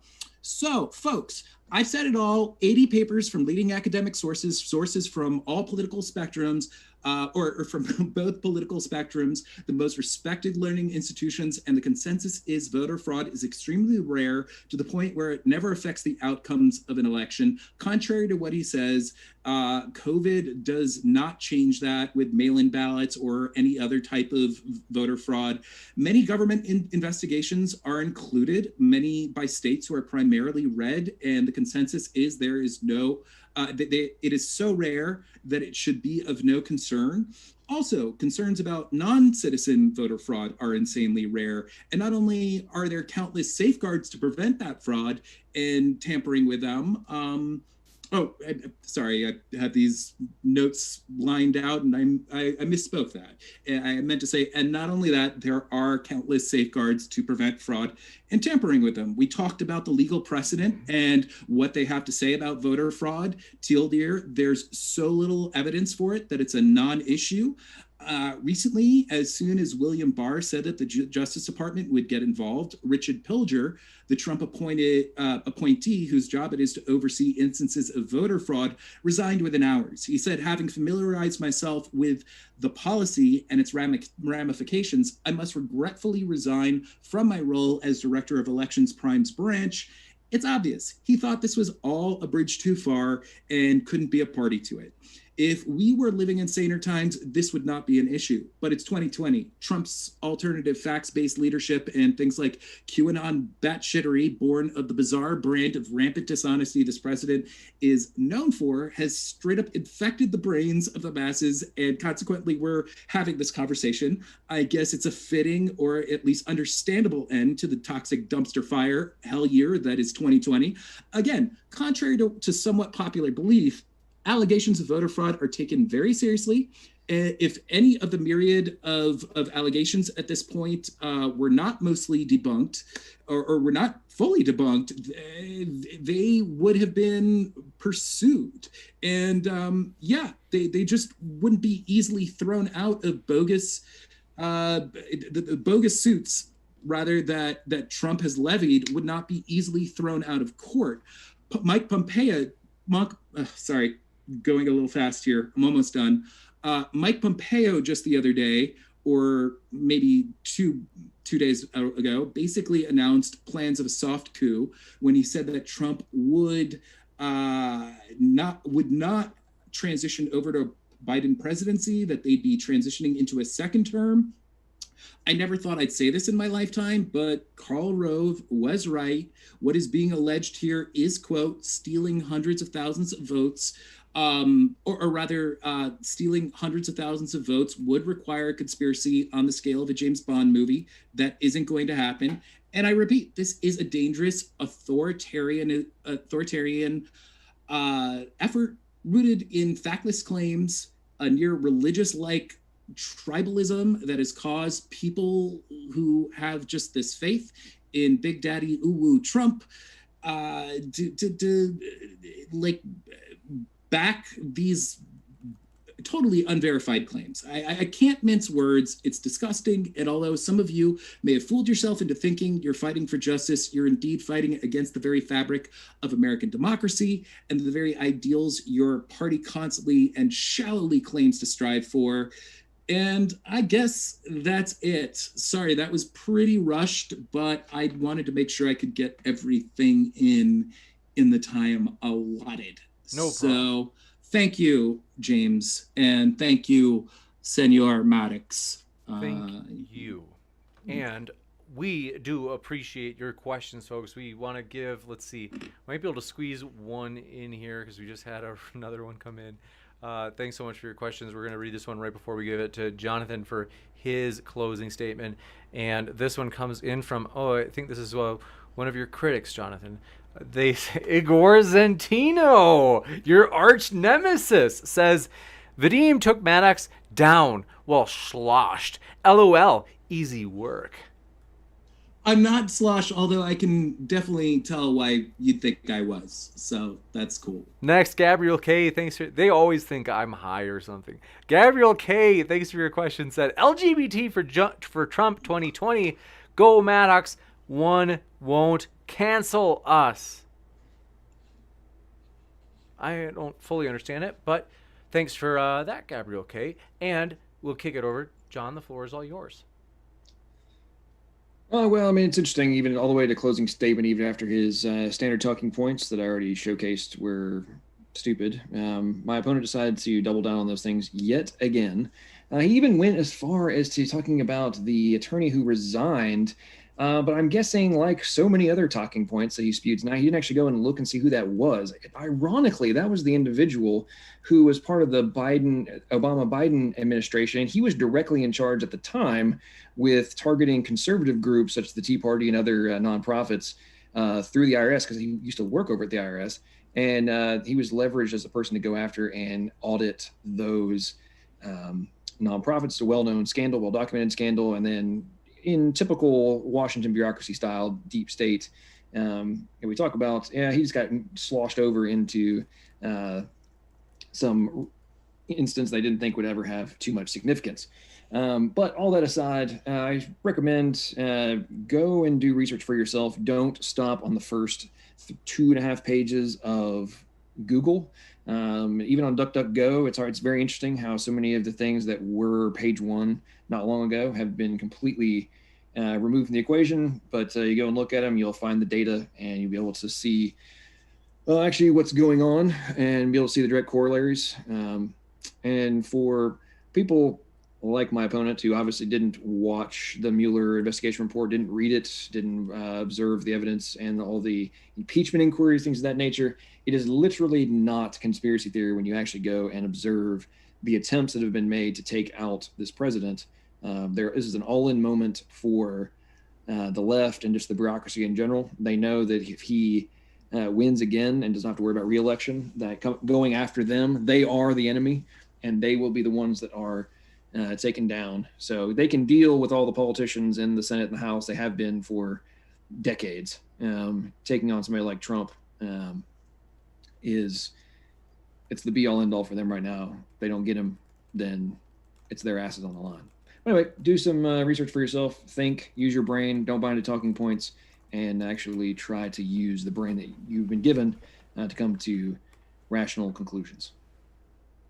Gotcha. And so sorry, Brian Stevens, I accidentally hid you, which that's why you lost your wrench, and I just gave it back. I was trying to pin somebody else's comment. Andrew Handelsman, thanks for your comment, said, let's close with 200 likes.